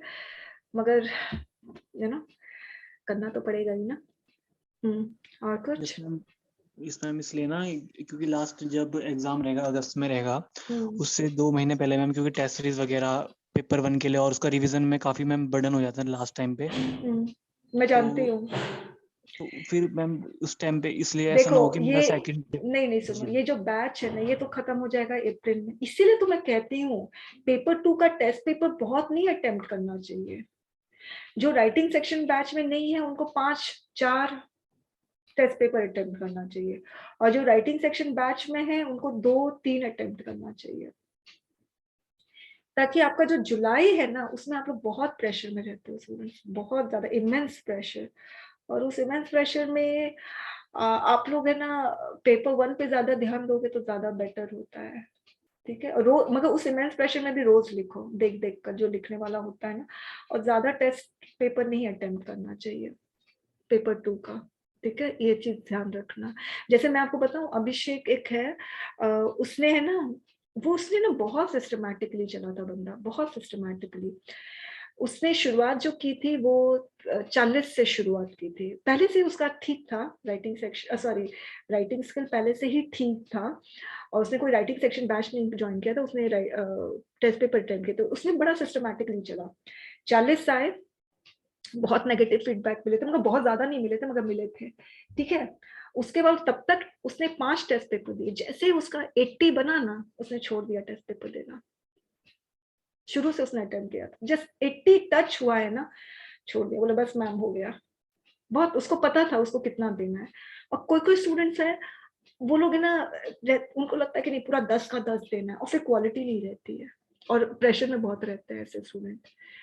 इसीलिए आप लोग 2, 3 दो, 4 भी मत दो, 2 या 3, और बाकी जो स्टूडेंट्स है नॉन एनरोल्ड स्टूडेंट्स, वो 4 या 5 से ज्यादा तो बिल्कुल भी नहीं, ताकि पेपर 1 आप उसमें क्वालिटी टाइम दे सको, राइट? ठीक है। और आयुष देखिए, ऐसा तो होगा ही ना, प्रेशर में तो सब रहते हैं, आप जिस सिचुएशन से गुजरोगे बाकी सारे भी उसी सिचुएशन से गुजर रहे हैं, मगर कितना वेल बैलेंस्ड अप्रोच आपका रहता है टुवर्ड्स एग्जाम, वो आपको देखना है। ठीक है, और जो एकदम एंग्शियस लेवल उनका जो है, एंजाइटी उनको अगर हावी ना करे तो बहुत अच्छे से एग्जाम दे सकते हैं, राइट? और फिर एक चीज हमेशा ध्यान रखना, ये जो एग्जाम है ना, ये एक आपके लाइफ का एक पेज है। ठीक है, अगर लाइफ आपकी पूरी बुक है ना, तो ये एग्जाम सिंपली एक पेज है या एक पैराग्राफ होगा उस पेज का। ठीक है, ये पूरी लाइफ नहीं है, इस पे इतना ज्यादा आप लोग है ना, मतलब इमोशनली मत इन्वॉल्व होना। ठीक है, ओके, एक पैराग्राफ, पूरी बुक में एक पैराग्राफ में इतना इमोशनली इन्वॉल्व हो जाओगे तो फिर पूरी बुक का क्या होगा, राइट? मैंने नेट का एग्जाम मुझे कॉलेज में पढ़ाना था, मुझे ये सब इंस्टीट्यूट में नहीं पढ़ाना था, मेरा एम था कि मैं कॉलेज में पढ़ाऊँ। नेट का एग्जाम दिया था मैंने, 2 साल में 2 बार होता है, 5 बार दिया था। 5वीं बार मैं हार गई, नहीं हुआ मेरा, हार गई मैंने कहा कि नहीं होगा, आई क्राइड। मगर फिर my brother made me understand that it is not the life, got it. मुझे टीचिंग प्रोफेशन में right from my childhood I was really passionate about teaching, मुझे हमेशा से टीचर ही बनना था, मगर स्कूल का टीचर नहीं बनना था, कहीं इंस्टीट्यूट में नहीं पढ़ाना था, ट्यूशन नहीं लेना था, मुझे कॉलेज में पढ़ाना था, उसका एक अलग रुतबा होता है। नहीं हुआ तो ठीक है, आज मैं यहाँ पर हूँ, आई एम बेटर पोजीशन, तो क्या हुआ, किसी के अंदर तो काम नहीं कर रही हूँ, इंडिपेंडेंट हूँ, राइट? तो आप लोग कभी ये मत सोचना, अगर ये सब इस तरह से आप लोग सोचोगे ना, तो एंजाइटी लेवल कम होगी। ठीक है, अगर कोई मुझे स्टूडेंट इस तरह से बोलते हैं, मैम ये नहीं होगा तो फिर सब खत्म है, CAPF नहीं होगा तो सब खत्म है, CDS नहीं होगा तो सब खत्म है, मतलब इस तरह से बोलते हैं। ठीक है, क्यों खत्म है यार, एक पैराग्राफ में आप सब खत्म कर दोगे क्या, राइट? ऐसा मत करना, एंजाइटी लेवल अगर ऐसा सोचोगे। और हाँ देखिए, पेरेंटल प्रेशर रहेगा, पीयर प्रेशर, फ्रेंड्स का प्रेशर रहेगा, नेबर्स का प्रेशर रहेगा, मगर जो समझदार होते हैं ना, वो प्रेशर को अपने ऊपर हावी नहीं होने देते हैं। ठीक है, वो लोग प्रेशर देते हैं और हम लोग, यार इसका हो गया, मेरा नहीं हुआ। और कोई माँ बाप ऐसे होते हैं और प्रेशर देते हैं, कोई फ्री छोड़ देते हैं। ठीक है, तो ये जो प्रेशर है ना, उस पर मत करना। आई रिमेम्बर मैं ग्रेजुएशन में मेरे को 44 आया था फर्स्ट ईयर में, I never used to take class, मुझे ना होम सिक होता था, मैं एक छोटे से टाउन से बिलोंग करती हूँ, बोकारो सिटी, फिर दिल्ली गई, अजीब सा शहर लगा था, मुझे होम सिक होता था, मैं कॉलेज जाती नहीं थी, मुझे 44% आया था। हम व्हाट्स द बिग डील, कुछ नहीं, आई डिडंट क्राई, ठीक है यार सेकंड ईयर में कर लेंगे। सेकंड ईयर में I was the topper second year में, फाइनल ईयर में वापस से मार्क्स कम हो गए। ठीक है, ठीक है, सक्सेस अंदर घुस गया ना दिमाग के अंदर, तो फाइनल ईयर में वापस से मार्क्स कम हो गए। तो ये चलता रहता है यार, ऊपर नीचे चलता रहता है। फिर सबको लगा कि मैं फेल ही हो जाऊंगी, MA का एंट्रेंस दिया था, बोले कि यार ये क्लियर नहीं कर सकती है, ये तो ग्रेजुएशन में इसको इतना कम मार्क्स आया था, मगर मैंने MA एंट्रेंस क्लियर कर लिया। ठीक है, तो इस तरह से मतलब चलता रहता है इस तरह से। फिर MA के बाद 1 साल का गैप हुआ, फिर सबने बोला अरे कुछ नहीं कर सकती हो तुम। मैंने B.Ed का एग्जाम दिया जामिया मिलिया इस्लामिया से, and I was the entrance test में I was the topper that time. फिर से मैंने सरप्राइज किया। ठीक है, मगर फिर से सक्सेस दिमाग के अंदर घुसा, बहुत गंदे मार्क्स आए B.Ed में। ठीक है, फिर से बोला सबने यार कुछ नहीं कर सकती। फिर M.Ed का एंट्रेंस मैंने क्लियर किया, जामिया का भी और वनस्थली का भी, मगर finally I took admission in Vanasthali. तो लाइफ में जो ग्राफ है ना आपका, वो सीधा नहीं चलेगा। आप सोचो एकदम स्टैग्नेंट रहेगा, स्टैग्नेंट बोले तो एक स्टेबिलिटी रहेगी, कभी नहीं रहेगी, ऊपर नीचे होता रहेगा। मैंने सक्सेस का पीक देखा हुआ, एकदम पीक टॉपर सोचे, और फिर मैं एकदम नीचे तक पहुंच गई 44%। 1 साल का गैप चलता रहता है यार, इससे कोई फर्क नहीं पड़ने वाला है। पूरी जिंदगी नहीं है, ये मैं अपने एक्सपीरियंस से बता रही हूँ। ऐसा हमें लगता है कि पूरी जिंदगी है, मगर ये पूरी जिंदगी नहीं है। लोगों का काम है तुरंत जजमेंट पास करना। सक्सेस मिला, तुरंत जजमेंट पास कर लिया। फेलियर मिला, तुरंत जजमेंट पास कर लिया। उसके जजमेंट से आप लोग अपने पोटेंशियल को डिसाइड मत करो, अपने पोटेंशियल को जज मत करो। और कभी भी एक और चीज, कभी भी दूसरों से कॉम्पीट मत करना, अपने आप से कॉम्पिटिशन रखना कि पहले मैं कहाँ था, अब मैं कहाँ हूँ। ठीक है, अब जैसे राइटिंग सेक्शन के बैच में you will get the answers, ठीक है, variety of answers, you will gate variety of feedback I will give, ठीक है। तो और हाँ, साथ में जो बेस्ट आंसर होगा उसको मैं पिन भी करूंगी, ठीक है, ऐसा होगा। तो आप मत देखना यार इसने इतना अच्छा लिखा, यार मेरा कितना गंदा है, नहीं, उससे मत compete करो। वो बेस्ट आंसर दिखाने का ये है कि आप लोग देखो कि मैं अपने आंसर दे रही हूँ, एक बेस्ट आंसर भी दिखा रही हूँ, तो आप लोग अपने आंसर्स को मेजर कर पाओगे। बस इतना मेजर करना है, कॉम्पीट नहीं करना है। आप अपने आप से कॉम्पिटिशन रखो। अच्छा, मैं 8 जनवरी को ऐसा फीडबैक मिला, 10 जनवरी को थोड़ा बेटर, नहीं बेटर मिला तो और ट्राई करूँ अपने आप से, यू नो। इसे दूसरों से कॉम्पीट मत करना, ये चीज ध्यान रखना। दूसरा कॉम्पिटिशन करने से कोई मतलब नहीं है, कुछ हासिल नहीं होता है, ठीक है। Ma'am I am from Hazaribagh Jharkhand. Tarun, okay, good good good. I remember, आपने शायद मुझे मैसेज किया था।